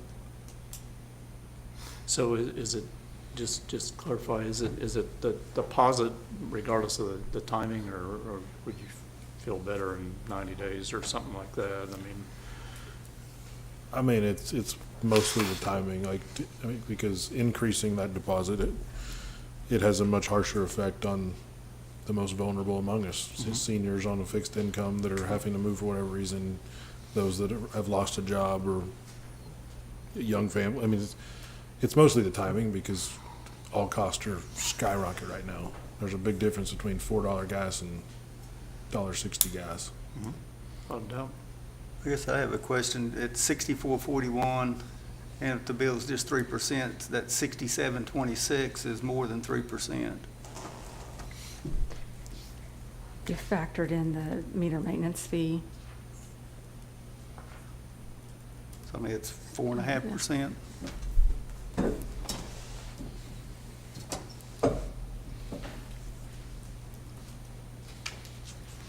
So at 3%, it would be, that was including the meter. I was including the meter maintenance fee. On both of them, though. So what did you go up on the meter maintenance fee? We didn't go up on the meter maintenance fee. So the rate should have, how we included it was the base rate at 1,000 plus the base rate of the sewer plus the meter maintenance fee.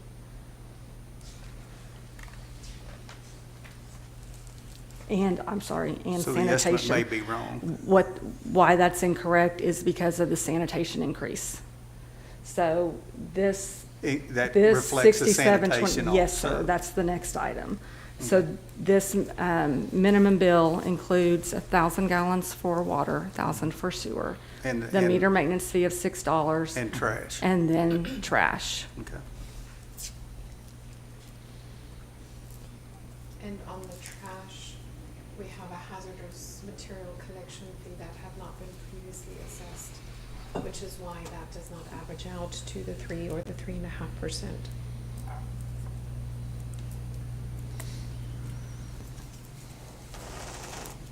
We could, if, I know it would be the will of this commission, if we approve the 3% CPI increase, we could just put the deposit, and when we come back next year, we can look at increasing the deposit at that time if that would be the way that you would like to go.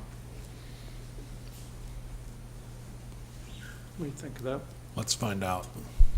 I'd like to make a motion that we approve the rate increase and remove the deposit adjustment.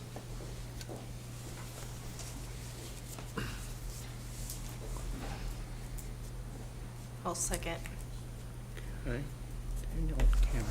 Okay, we have a motion and a second for approval of item 16 with those modifications. And Mr. City Attorney, I see him writing though, so. Yeah, just for clarity. Yes, sir.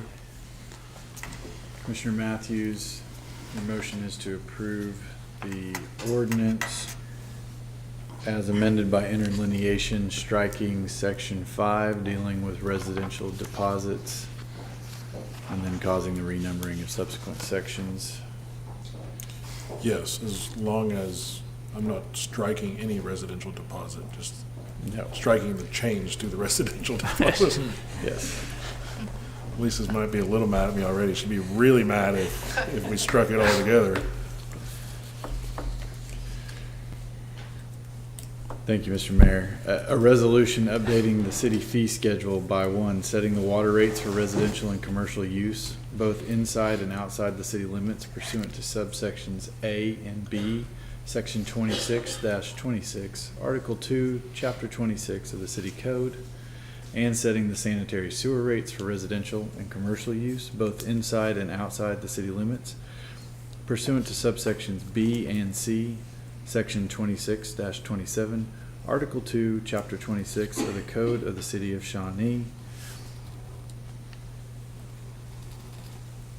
And that would be it. And that would be it. Yeah. All righty, thank you, sir, very much. Okay, we have a motion and a second for approval of item 16. Call the question. Motion passes 7-0. Item 17, consideration of a resolution updating the city fee schedule by setting the monthly rates and fees for solid waste services pursuant to subsections A, Section 23-38, Article 2, Chapter 23 of the City Code, and providing for the readoption of the city fee schedule in whole. And Ms. Lacione is up again. Good evening, yes. So in July of 2020, we entered into a contract with Central Disposal, and within that contract was a provision to have an annual increase per CPI that did not exceed 3.5%. We also entered into a memorandum of understanding that delayed that initial increase until October of 2020. It also included the CPI language. On March 1st, Central Disposal sent us a letter advising that they were going to exercise their right to increase per CPI at a rate of 3.5% effective July 1. Back in 2020, in the schedule of quotes, it also included a hazardous waste collection fee of 75% to each customer, residential accounts. At that point, we did not include that in our fees. We have since had a hazardous waste roll off whenever we've done a cleanup. We have some good turnout from our customers. So we would like to add that into the rate at a rate of $1, which is 75 cents for central and 25 cents for staff administrative fees. So we are recommending a 3.5% rate on sanitation rates as now, and then $1 increase on hazardous to add that fee in. That would take a large polycart. If a customer had a large polycart, it would go from $20.84 to $22.57, which is a difference of $1.73. A small polycart would be $16.34 now to $17.91, which is a difference of $1.57. This would also be effective May 1, along with the utility rates. And this probably doesn't have anything to do with that, but on Central Disposal's contract, do they have provisions for fuel surcharge?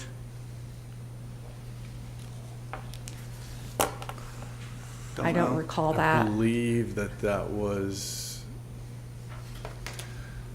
don't get me lying, Commissioner, but I believe that was incorporated as part of the rationale for approving the CPI increase provision within that contract. But I could pull it up and look if you would Because look. at that point, the 3.5% increase is cheap. Yeah. Yeah. I think, But if there's a fuel surcharge coming, Top of that, right, yeah. I think the 3.5% is below the industry CPI yes, for that. about half of it. Yeah. So, and as I contacted the city attorney today, I don't know that the language, it shall be increased, it's really not. It's kind of, they inform us. I don't remember having mentioned a surcharge in there at all, but that's been But it's a good question. a year and a half ago. I don't like the timing of it, again, I mean, it's just kind of unfortunate, you show up with a new ownership group and the next month you raise rates. But I'm also sympathetic that their cost, with diesel being one of their big costs outside Yeah. personnel, it's gone up way more than 3.5%.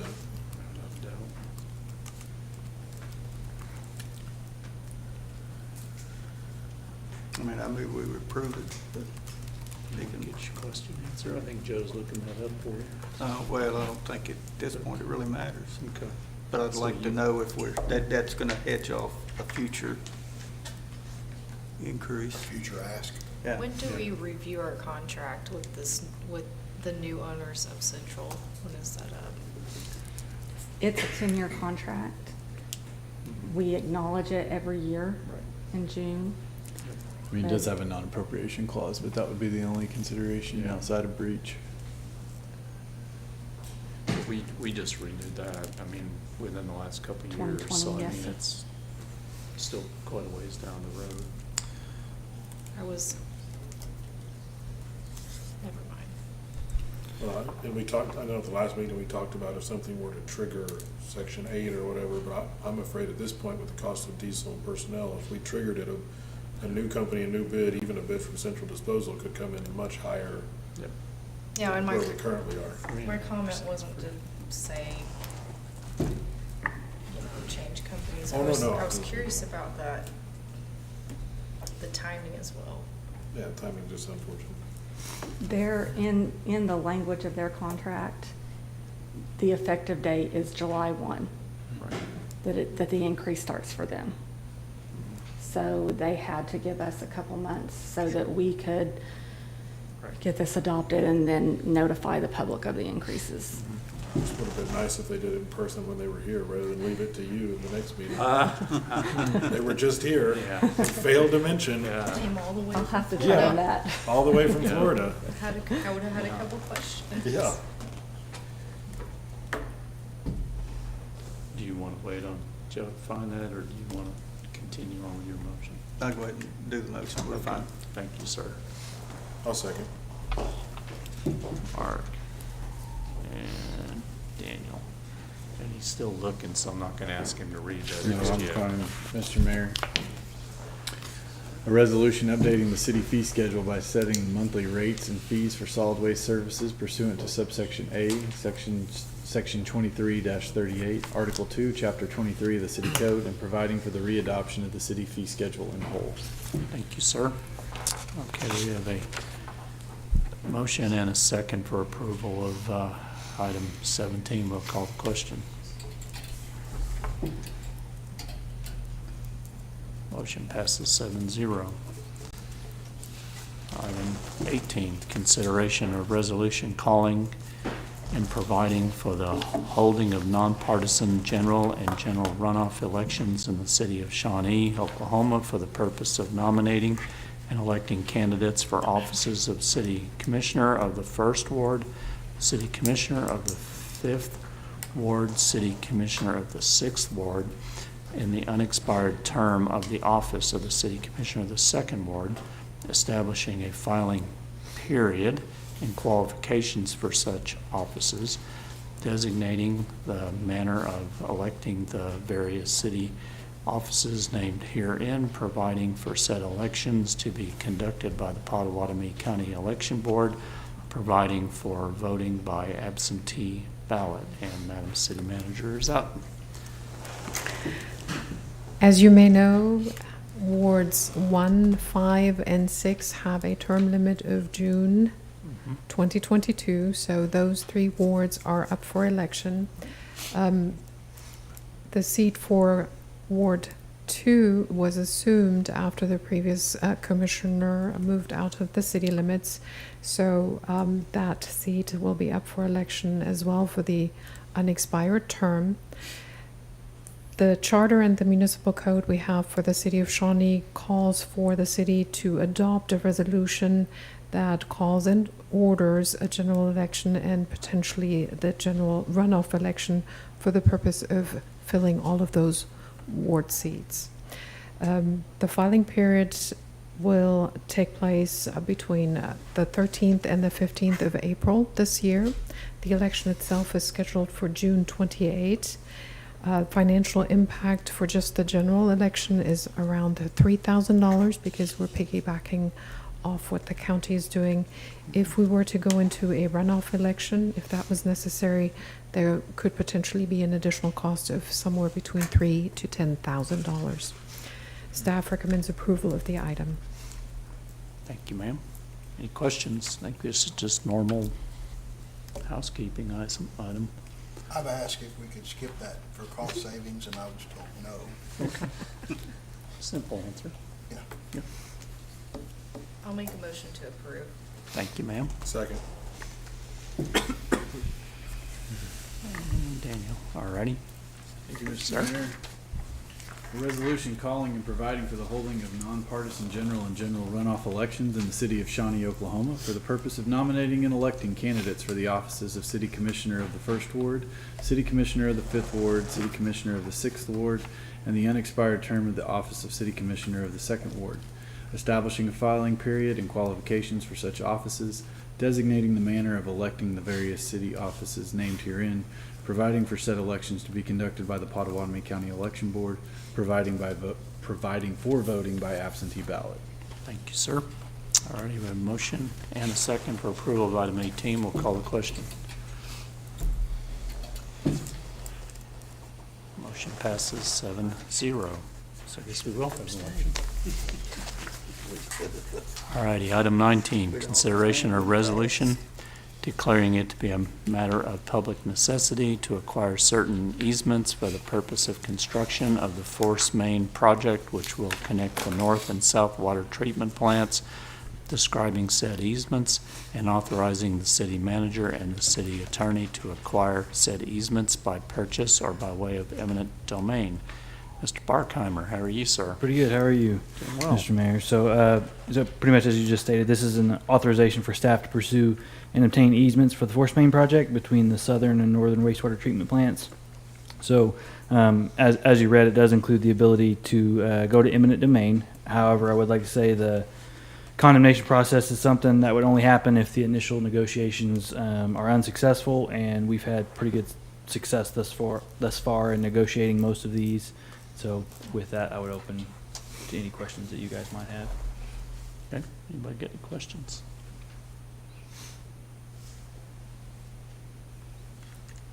You must have explained it pretty good. I'm not hearing anything. So this is back to using the easement on Brangus The right-of-way, the county right-of-way up Brangus Road, yes, sir. instead of cutting across any. Correct. It goes, there's some private easement between, as it comes off of Main Street and then north back to Highland, and then it runs down Highlands right away and then north on Brangus in public easement, public right away. Okay.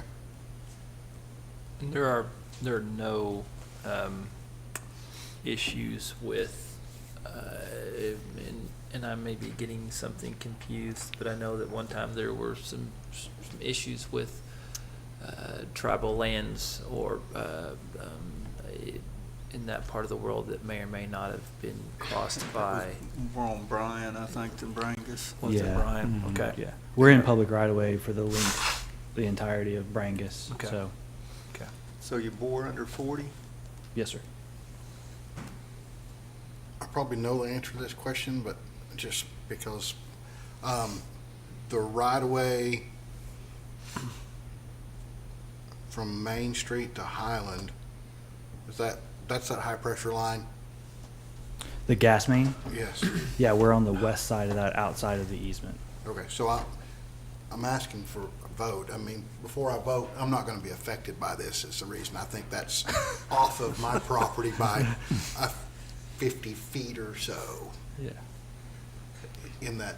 Yeah, the alignment for the force main goes on the west side of the gas main, outside of the gas easement between that neighborhood and the gas main easement. Okay, so no, the neighborhood's not affected. The neighborhood is not affected, no, sir. So I'm not gonna be affected by eminent domain or acquisitions. I didn't wanna vote and then someone come offer me money. They give you enough. But, you know. Any other questions? I move to approve. Thank you, sir. Second.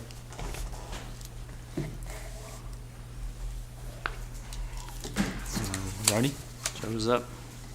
A resolution declaring it to be a matter of public necessity to acquire certain easements for the purpose of construction of the Force Main project, which will connect the north and south water treatment plants, describing said easements and authorizing the city manager and the city attorney to acquire said easements by purchase or by way of eminent domain.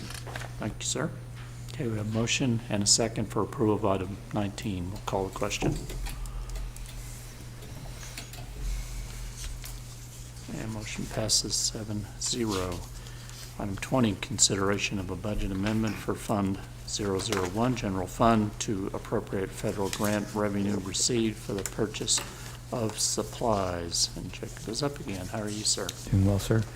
Mayor, Commissioners, this is to appropriate money we received through a FEMA grant for COVID-19 related to expenses incurred during the pandemic. Plan is to purchase supplies with this, and it is a budget amendment in the packet. If you have any questions, I'd be happy to answer. Any questions? Pretty straightforward. Yeah, pretty straightforward. I think the last about 4 of these budget amendments we does is that's because we're receiving money, which is Right. a good thing. Those are, that's Yeah, good. absolutely. Anyone want to make a motion? I'll make it a motion to approve. Thank you, sir. Need a second so we can accept the money. I'll second. Thank you, ma'am. All righty, we have a motion and a second to approve item 20. We'll call the question.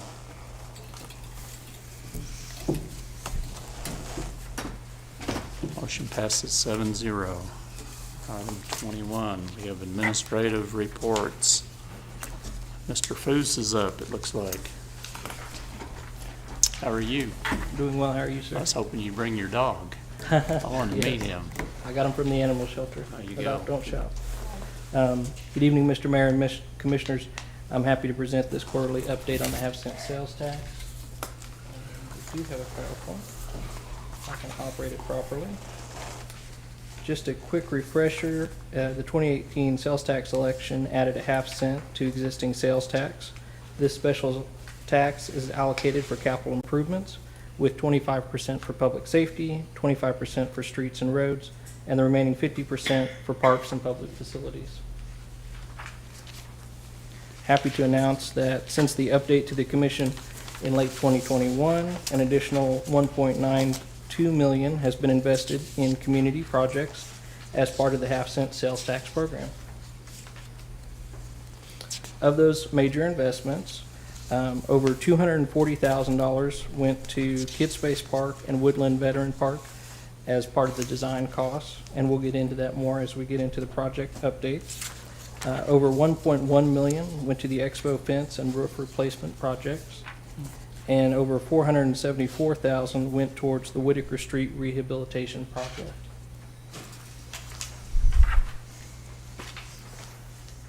To date, we've invested over $8.3 million in community projects through the half-cent sales tax program, and to date, over $10.8 million has been collected from the half-cent sales tax. Now we get to go into project progress updates. Most notably, recently, we had the police department officially began operations at the new headquarters in January. There is a virtual open house available online where they give you a nice video taking you through the new facility. On Fire Station 1 and 3, staff is moving into the design phase with the selection of an architecture firm. And then on the fire training structure, the conceptual site design is complete and being reviewed by staff. And I'm just hitting the highlights on these. I know it's a lengthy meeting. I want to be appreciative of your time. Then into streets and roads. On the 45th Street project, the commission approved an agreement with a construction design firm in December of 2021. The estimated completion of that construction design plan is December of this year. Then on pavement and overlays and panel replacements, most notably, again, we have the completion of the Whitaker Street project. The other projects are ongoing in design and construction. Next, into parks and public facilities. We have the implementation of the Parks Master Plan, which focuses on 2 primary parks, Kidspace Park and Woodland Veterans Park. Kidspace Park is currently out for bid, with bid opening at the March 21st commission meeting. Woodland Veterans Park is in the process of preparation of the advertisement for bids. And we expect that to have bid opening in early summer. Then on the sidewalks and trails, we have 3 projects of major focus. Independence Street project, construction began in February, and we have an estimated completion of early summer. Kickapoo Street project, the right-of-way acquisition is underway and moving forward. And then on the Highland Street project, the right-of-way acquisition will begin in the near future, and we'll go from there. And with that, I just want to again thank the citizens for approving the half-cent sales tax, and I'm happy to answer any questions. Anybody got any questions while we've got him? No questions. Thank you for the update. Yes, sir. Thank you. Good job. All righty. So item B is the ARPA funding update. So, Madam City Manager. So in addition to the half-cent sales tax update Jake just provided to you, I would like to give you an overview of the current status of the American Rescue Plan Act funding the city has received.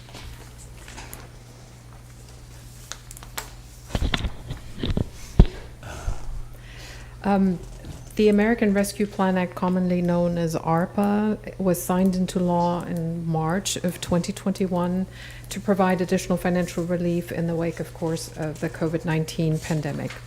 The ARPA funding included significant amounts for state and local fiscal recovery funds. The U.S. Treasury Department is distributing these local fiscal recovery funds in 2 equal installments. We received our first installment in May of 2021, and we're anticipating the second distribution in mid-2022. The City of Shawnee is considered an entitlement unit of local government, and so we did receive the money directly rather than having to go through the state for the funding distribution. At the time of distribution, back in May 2021, the ARPA funds were governed by interim final rules, and anybody who's ever dealt with any federal funds should be very afraid of interim rules.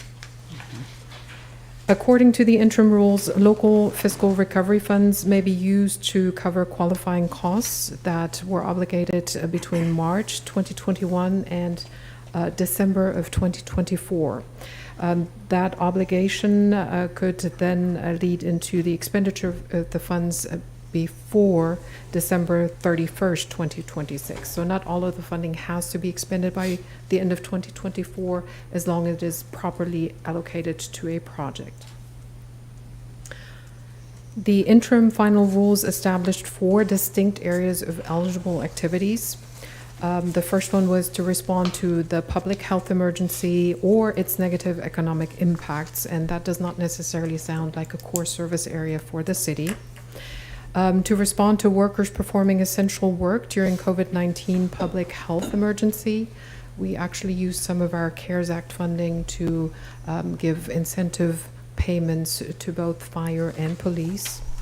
The third area of eligibility was the provision of government services to the extent that we may have had a reduction in revenues, which in our case, you may remember all of those awesome sales tax and use tax numbers that came in above projections. So we did not have any reduction in revenues, which leads us to the fourth area, which is to make necessary investments in water, sewer, or broadband infrastructure. And water and sewer infrastructure is certainly one of those core areas where we can use the ARPA funding. So clean drinking water and services, and of course the collection and treatment of wastewater and stormwater, they play a critical role in the protection of public health. And it is one of our core service areas, which is why we would like to focus the ARPA funding on that particular area.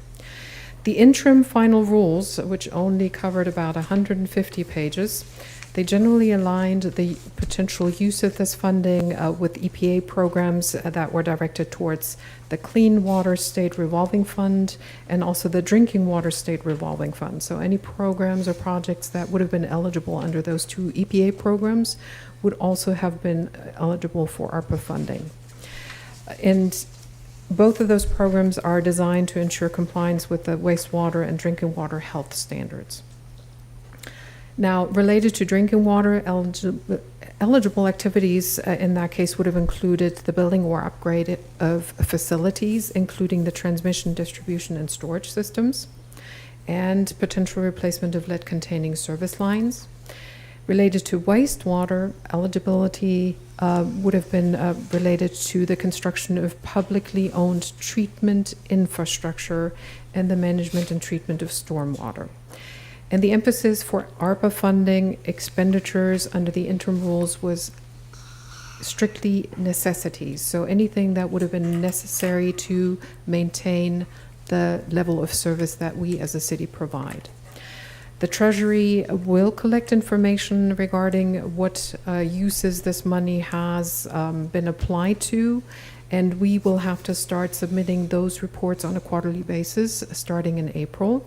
If any violation is identified after expenditures, we would actually have to pay the money back. So again, interim rule, anybody who's ever dealt with federal funds, interim rule spells trouble because not everything was defined in the interim rules.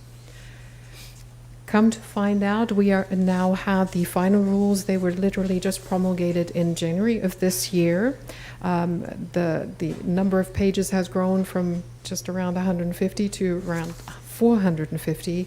And so we now have the final set of rules that really spells out the eligibility of the funding. And we wanted to make sure that we did not do anything that could potentially put the city on the hook for repayment. The final rule maintains many of the items that were also laid out in the interim final rule, albeit with a lot more detail. And again, public health services, negative economic impact, potential premium pay for essential workers, those are still contained. Revenue loss, again, not something that we necessarily experienced, but of course the water, sewer, and broadband infrastructure is still part of that. Having reviewed the final rule, we found that the Treasury has expanded the eligible use category for water and sewer infrastructure beyond what was originally in the state revolving fund eligible activities. And now the final rule interprets infrastructure more broadly as in anything that increases overall capacity or extends the useful life of the existing infrastructure. So it is no longer just narrowly confined to what was necessary to maintain the level of service. Related to water and sewer infrastructure, everyone probably remembers February of 2021 when, as you can see from some of these images, we had some major issues with both water and sewer lines. The extreme weather event exposed some major weaknesses in our water distribution and sewer collection system. Just during that short period, we had 30 main breaks that became visible. Throughout 2021, we actually logged over 300 emergency water main repairs and sewer incidents throughout the city. In multiple areas across the city, we're dealing with a water distribution and wastewater collection system that is decades old and is crumbling. So ARPA funding could significantly decrease the number of outages and certainly improve the overall level of service that we could provide citywide. The identified need, as we combined what we've learned of the weaknesses that were exposed during the winter storm event with those weaknesses we know because of the age of the infrastructure, we identified 33 high priority locations that would impact around 40,000 residents, students, and of course, business customers. Albeit fixing these water and sewer lines costs about $12 million. You may remember I said earlier we've already received $4.2 million. We're getting ready to receive another $4.2 million. That still falls short of what would be needed just to address those highest priority locations. There are actually many, many more locations where we could use this money. So in light of the ARPA funding that we received directly already and the additional distribution that we anticipate receiving in the middle of this year, we've also put in an ask to the state of Oklahoma for a portion of their $1.9 billion in ARPA funding, again with the sole purpose of applying that to our needy water and sewer infrastructure. There, these 33 locations were the basis for putting in the application for a 9.9 million ask. So we would use some of the funding that we had already received to match what would then come in from the state in order to be able to address all of those high priority locations. If you stayed with me and did all of the math, if we do actually get all of the 9.9 million, we will have some additional money. We do have some additional locations that we would love to apply this to. At this point in time, the city's ARPA money has not been used for anything other than just looking at water and sewer lines. And as we receive any notification from the state, because they did receive around 12 billion in asks for their 1.9 billion pot, we will keep you abreast of where our funding application lands.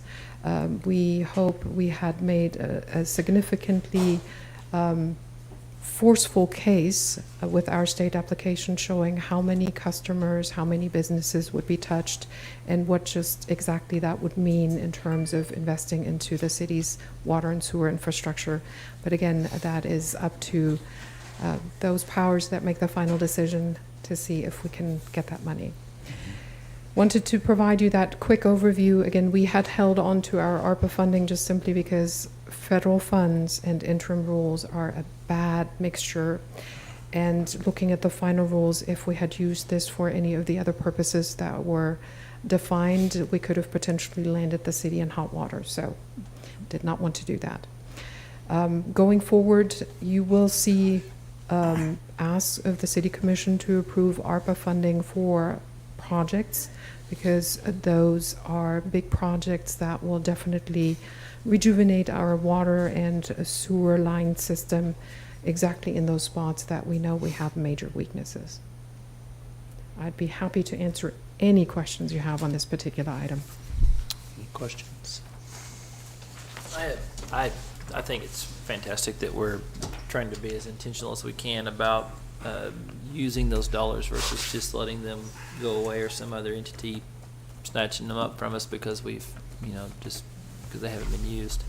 But I also just, along those lines, and this may be completely unrelated, but it just, I promised the individual that this affects some of our spots where we had significant leaks because of the crazy weather. We've not gone back and completely repaired the streets. Some of the driveways in different areas are still just gravel. It's been over a year. Would that be something that we could be intentional about using some of these funds also to repair the streets that were damaged by the repair of the lines as well? Because I know, like I said, having a concrete driveway and then unfortunately because of leak now it's a gravel driveway for some residential areas. It's not necessarily a complaint, but just an inconvenience, and just a question is how that would go. So I know that just recently it has come to our attention that we actually left a section of the road with gravel. I'm really glad that we will have City Works on the books very soon, because that one fell through the cracks and is being addressed as of right now. In terms of applying any of the ARPA funding to roadway improvements, that is not an eligible expense. So if we were right there and opening up the roadway, fixing the water line and then putting it back, that is one thing. But then coming in after a year, we would have a lot of explanation to give to the Treasury Department of why we use this. And so, but yeah, if you see any gravel lingering for more than just a few days, potentially a week or two, let us know, because we do make emergency repairs. We patch them with gravel to make sure that it is drivable, but we then come back with blacktop and fix the roadway appropriately. And if it's been there for a while, it may have inadvertently fallen off the list to take care of. Right. Well, yeah, and I understand, and the homeowner does too. The fact that at the time he was just so happy to have water, it didn't matter that his driveway got tore up, and so and he wasn't planning on complaining. In fact, it was just a no, by the way. It wasn't a, he wasn't blaming anybody. He understood fully that fixing his driveway at the time was less important than getting water to all the other citizens. And I believe too, we talked about how our new tracking system will help things like that not get lost. Correct. Yeah. Do we, and kind of piggyback on, mention the City Works, do we know about when that'll be up and running so people can take advantage of that? I'm not trying to put you, about another 6 months? Okay, very good. Because I know there's a lot of work up front to get that, but situations like this, the one that Mr. Young let me know about over there on Market, which the city manager was specifically addressing, we probably would have caught that, and as she said, somehow that slipped through the cracks, and I appreciate you calling that to our attention, and they're getting that done. So anyway, but that'll be a big help. So very good. Thank you, ma'am. So we're up to item 22, new business. No new business, Mr. Mayor. Thank you, ma'am. Commissioners' comments. I think we started down here last time. Daniel, you want to go first? Sure. Again, congratulations to all the women-owned businesses. It's a great accomplishment for our city, but it's primarily because of the hard work and dedication that so many women put in, and perseverance, especially for the last 2 years. And so hard-earned recognition by them, and we certainly want to congratulate them on that. Thank you to city staff, a great job at the warming station, a small part that we get to play in it, and seeing people care, and it's getting better. Unfortunately, every time we have a winter storm, we get a little better, like to just not have winter storms.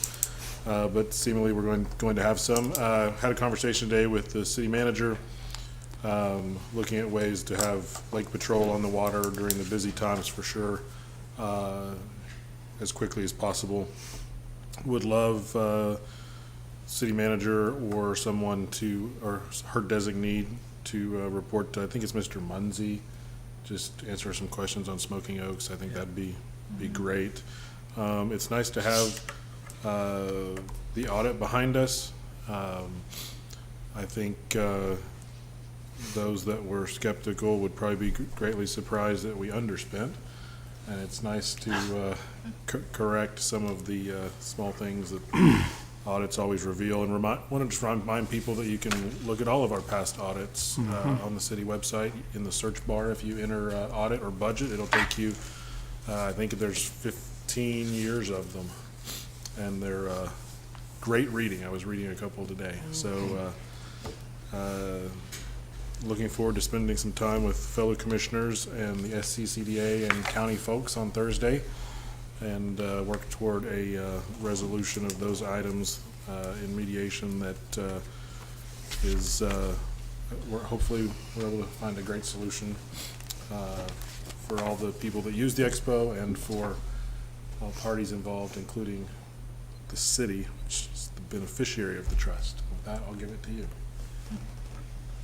I just have a couple quick things. I appreciate the city staff working so hard. Some of these small line items, are meticulous and sometimes boring, or, make our meetings long, but I appreciate all of those little things that add up and us trying to streamline your efforts.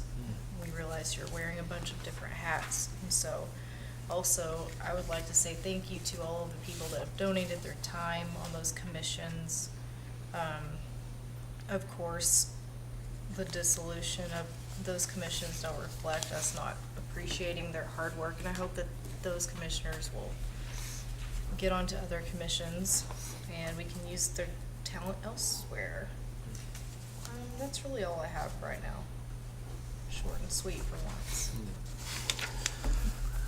I have a headache, so sorry. But I just wanted to say thank you again to Erica and to C3 for and all the volunteers that made the the warming station and shelters. Such an amazing thing, and not just a place to house people for a little bit, but to intentionally give them some opportunities to reach out and find necessary resources. And that's why we believe so much that a day shelter or a permanent opportunity for our homeless friends to find these resources and be able to create a better life for themselves and their families and future families it's amazing to see how well that worked, and the opportunities that were gained, and the lives that were changed from just going from, we're going to help you keep warm and safe tonight, but we're also going to provide some pathways for you to be, successful in the future. And also, Stephen, I hope that we're able to reach out to you soon and answer some of those questions. We spoke, a couple of commission meetings ago about some of these items before some of the other commissioners kind of talking about it, and just it's not easy to understand, and there are different kinds of rules, and if it is something that we can be along with things like the update in our codes and our policies, we can find ways to help individuals who don't understand things or believe something is not being done right to find the best answer that they can as far as that goes. The two Traffic Commission and the Beautification Commission and Parks that are being combined, just again, thank you so much for your hard work.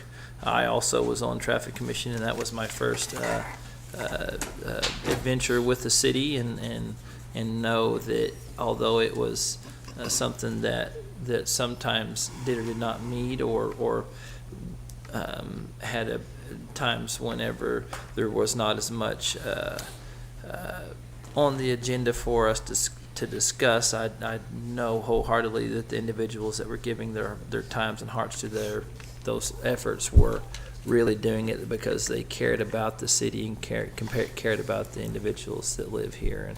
And thank you so much for your time, and we hope that we can continue to, like Cammie said, Singles said, we can put your hearts and your energy to work someplace else for the city, because we value you so much. Let's see what else. I hope that also the Lake Patrol can be something that we very quickly can look at with the city manager and with our with Chief, and knowing that those are going to be the individuals that will help to justify the costs and persons required and all the things, and I just know that we'll get there, because we all believe that this is something very important, and know that we're going to be working towards that. So, and as always, city staff, thank you. You're some of the most amazing people ever, and we appreciate your hard work, and thank you for showing up and being who you are. Not just being an employee, but being somebody that cares for the people of the city. So. Thank you, sir. One thing about being on this end, following three very well-spoken people, so I can just echo everything that they said. I agree with, and thank you guys for taking all of my subject matter. Only the water increase, that's just one thing that there's never a good time to go up, but as we all know, costs of everything are increasing. We can't keep up in my line of work how quickly it's going, and the city has to be run like a business. We can't keep going in the hole and be able to keep providing things. So with treatment costs going up, and there's employee costs, all of the things. We didn't go up in 21, this increase in 22, bad timing, but it's, in my opinion, we don't want to wait a year or two and have another one of those big hits that affects everybody's budget so drastically. So I apologize for the things that we have to do, but in my opinion, they just have to be done. So thanks to staff for everything that you guys have done on this agenda and getting it all together. Thank you, sir. Y'all covered about everything. I really do appreciate the staff, the reports they put together for us, and seeing how the money's spent and how we're coming on projects. The ARPA money, that's going to be a huge help to the city, that we can fetch short-term instead of long-term. So, you're pretty excited about that, excited about the water treatment plant. I mean, we got a lot going on, just in infrastructure, but that'll be a huge help. About all I got, Benny. Well, excuse me, I agree with everything that's been said, but I have a special comment I want to make, and I want to take it back to item 5 about the audit. And I want to thank the state auditor for providing us with information in the audit that we tried to convey individually and as well as collectively for many months and years. But I kind of took it personal. And they did find 2 shortcomings. And I believe those are already in the process of being corrected, and if not already. And this audit probably cost us several $1,000s. In my opinion, it probably cost close to $30,000. That would repair a lot of driveways. Yep. And patch a lot of driveways. But I think there's only 3 commissioners present now that was here that night. Mayor was here. I think he was Just come on. Just come on, in Commissioner. Ward 1, and Commissioner Rutherford and myself. And we were blindsided that night, and told us that there's $7 million missing from the street and alley fund. Where did it go? Was it absconded or what? And, that's really tough to take, and especially during public comments when you can't say anything.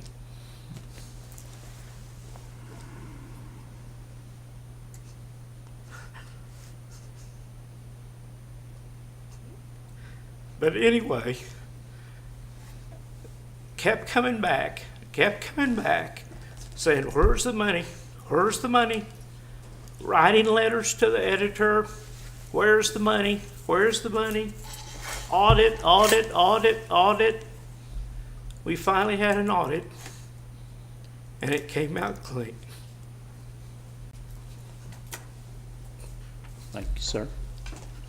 I'm going to start right there. I'll just piggyback on that because, as you said, I came on. That was one of the first 1 or 2 meetings I was here for, and like I say, we were blindsided by that, and I'm thinking, what in the world did I sign up for, And talking to staff, they assured us that everything was good, everything was done legally.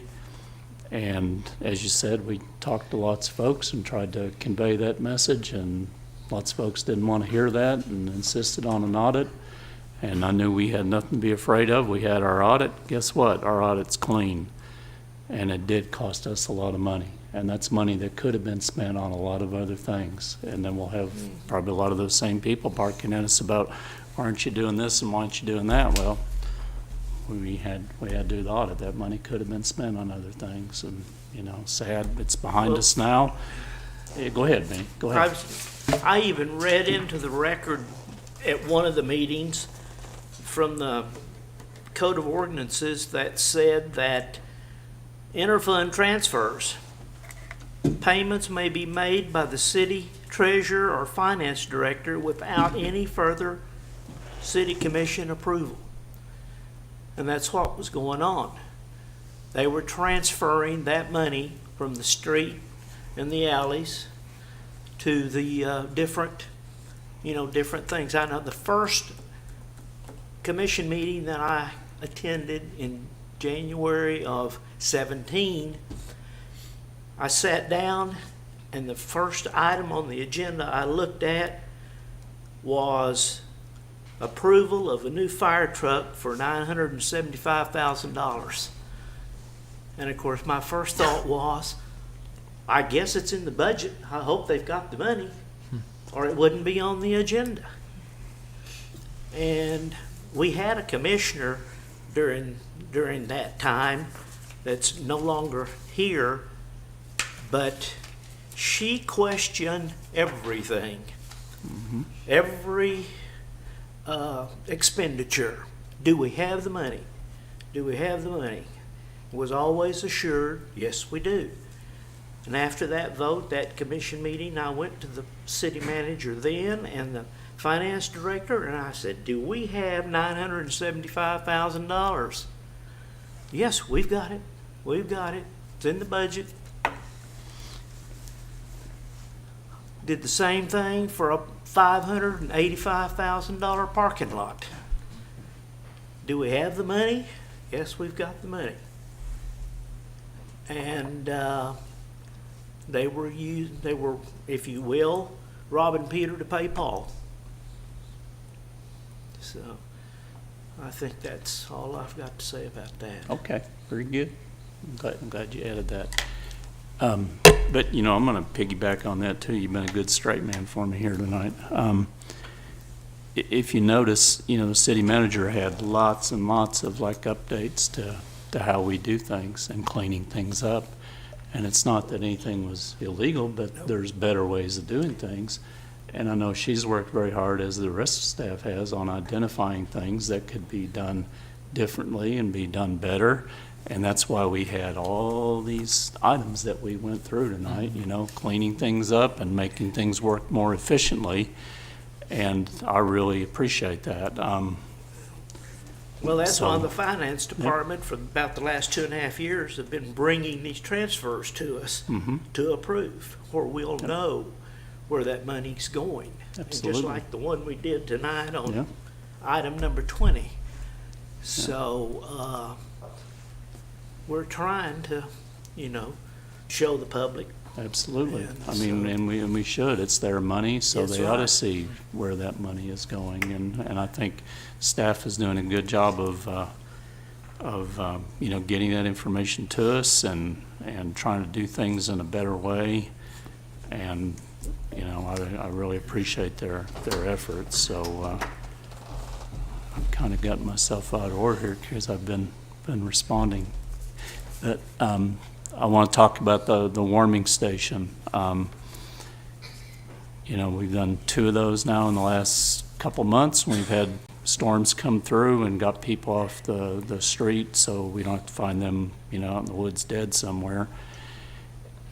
Good news that I heard out of that was, well, there's a couple things. One, the first one was so successful that when it come time to get volunteers to do the second one, we had a whole bunch more volunteers the second time. And that's because people saw that, you know, those efforts were well spent, and they wanted to help out. And there's a lot of really good people, a lot of good businesses, lots of churches pitched in, but the whole town came together and made these efforts work.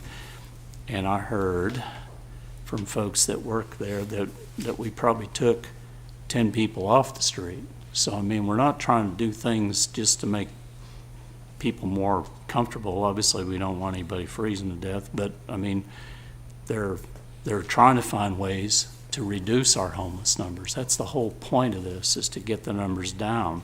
But they got those folks in, were able to collect a lot of good information from them. They learned a lot about them, and they were be able to identify for a number of them, you know, how can we get them off the street? And they were successful with that. You know, I think it was, when I heard, it was probably about 10 folks we got off the street. So that helps reduce those numbers. I mean, you heard the numbers that were estimated from the point in time count to be about 800. That's way too high.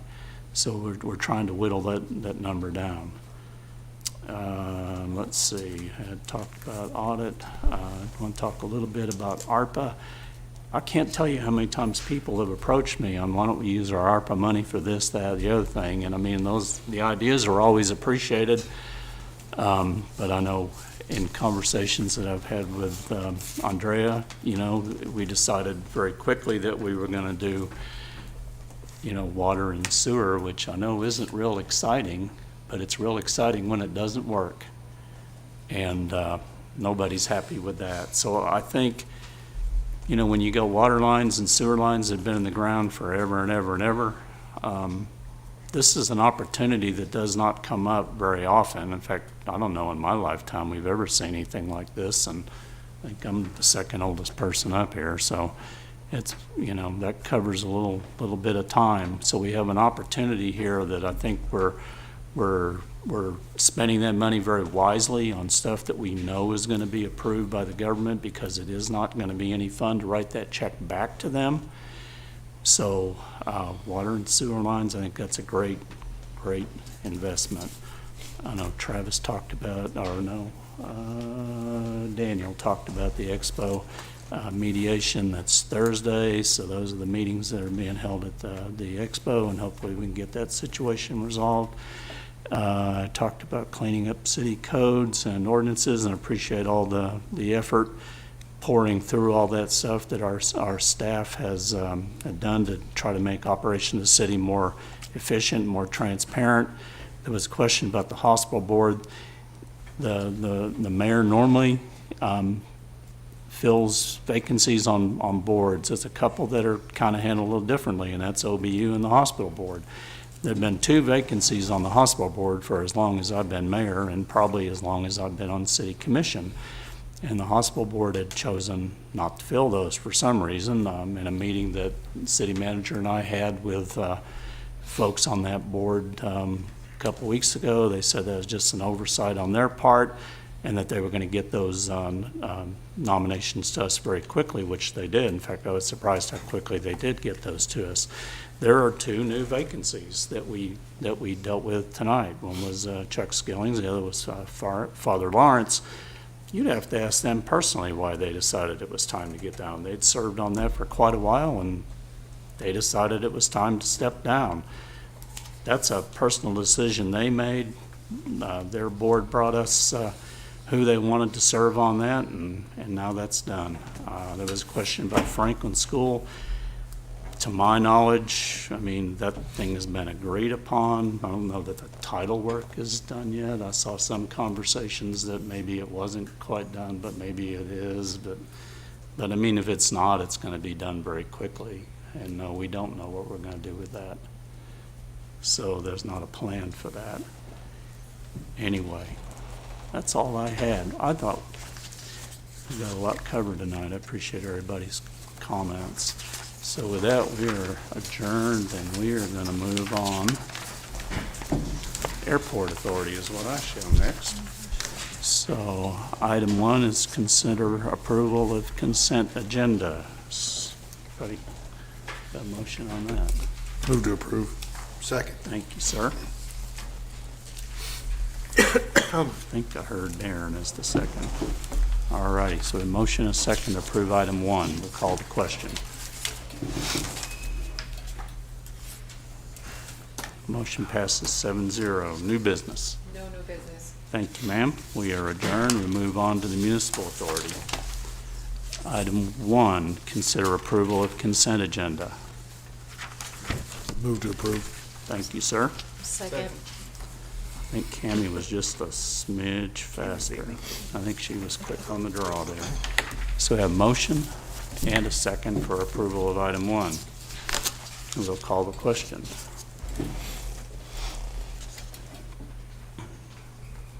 Motion passes 7-0. Item 2, consideration of a budget amendment for Fund 501, Shawnee Municipal Authority, to increase loan proceeds and other contractual services in order to properly fund the water treatment plant expansion project for fiscal year 2022. And Jacob, you are up again, sir. Yes, Mr. Mayor and Commissioners, during fiscal year 22, construction began on the water treatment plant expansion, and our original budgeted appropriations were $2.1 million, but due to construction proceeding quicker than we expected, we need to increase those appropriations, and this project is funded by a OWRB loan of $17.4 million. So those are the funds that we'll be using. Are there any questions about the budget amendment? Be happy to answer them. Anybody get any questions? It's just not something you hear very often. No, quicker Ahead of than schedule. expected. I know, I like that. My question is, Questions? He always has good news. He does. He's always up there smiling. With that, anyone want to make a motion on the budget amendment? I'll make a motion to approve. Thank you, sir. I'll second. Mark and Darren. All righty, we will call the question then. We have a motion and a second. Motion passes 7-0. Item 3, confirm action taken by the City Commission on agenda item number 16 with respect to resolution updating the fee schedule by 1, setting the water rates for residential and commercial use, both inside and outside the city limits, pursuant to subsections A and B and section 26-26, Article 2, Chapter 26 of the City Code, and 2, setting the sanitary sewer rates for residential and commercial use, both inside and outside of city limits, pursuant to subsection B and C, Section 26-27, Article 2, Chapter 26 of the Code of the City of Shawnee, and amend residential deposit rates in Section 26-132A, Article 3, Division 2, Subdivision 2 of Chapter 26 of the City Code. Now, in reading that, we struck that last I've got the motion. section, sentence there. So we need to change that appropriately then. That would be correct, Mr. Mayor. So obviously, any ratification would be less the last portion of that resolution title or confirmation with regard to the deposit rates. Very good. All right. So our city clerk is up. Yes, items number 3 and 4 are just to confirm the action taken with items number 16 and 17 on the City Commission agenda. All righty. I make a motion, we approve item 3, striking the language and amend residential deposit rates in section 26-132A, Article 3, Division 2, Subdivision 2 of Chapter 26 of the City Code. Okey-doke. You did that pretty good. You ought to sit over here for a little bit. sounds like council. Joe just drew a line where to read from. Yeah. Very good. So we have a motion. I'll second. This time you beat her. All righty, so we have a motion and a second to approve item 3 with that change then. Okay, so we'll call the question. Motion passes 7-0. Item 4, confirm action taken by City Commission on agenda item number 17 with respect to a resolution updating the city fee schedule by setting the monthly rates and fees for solid waste services pursuant to subsection A, section 23-38, Article 2, Chapter 23 of the City Code. And it says you're back up, but I mean, we're just confirming what we did in the previous meeting, so. Is there anything else we need to know about that, I guess? Anyone else got a question? Move to approve. Thank you, sir. I'll second. All righty, we have motion and a second to approve item 4. We'll call that question. Motion Motion passes 7-0. New business. No new business. Very good. We are adjourned. Thank you, everybody, for coming tonight. Another long time.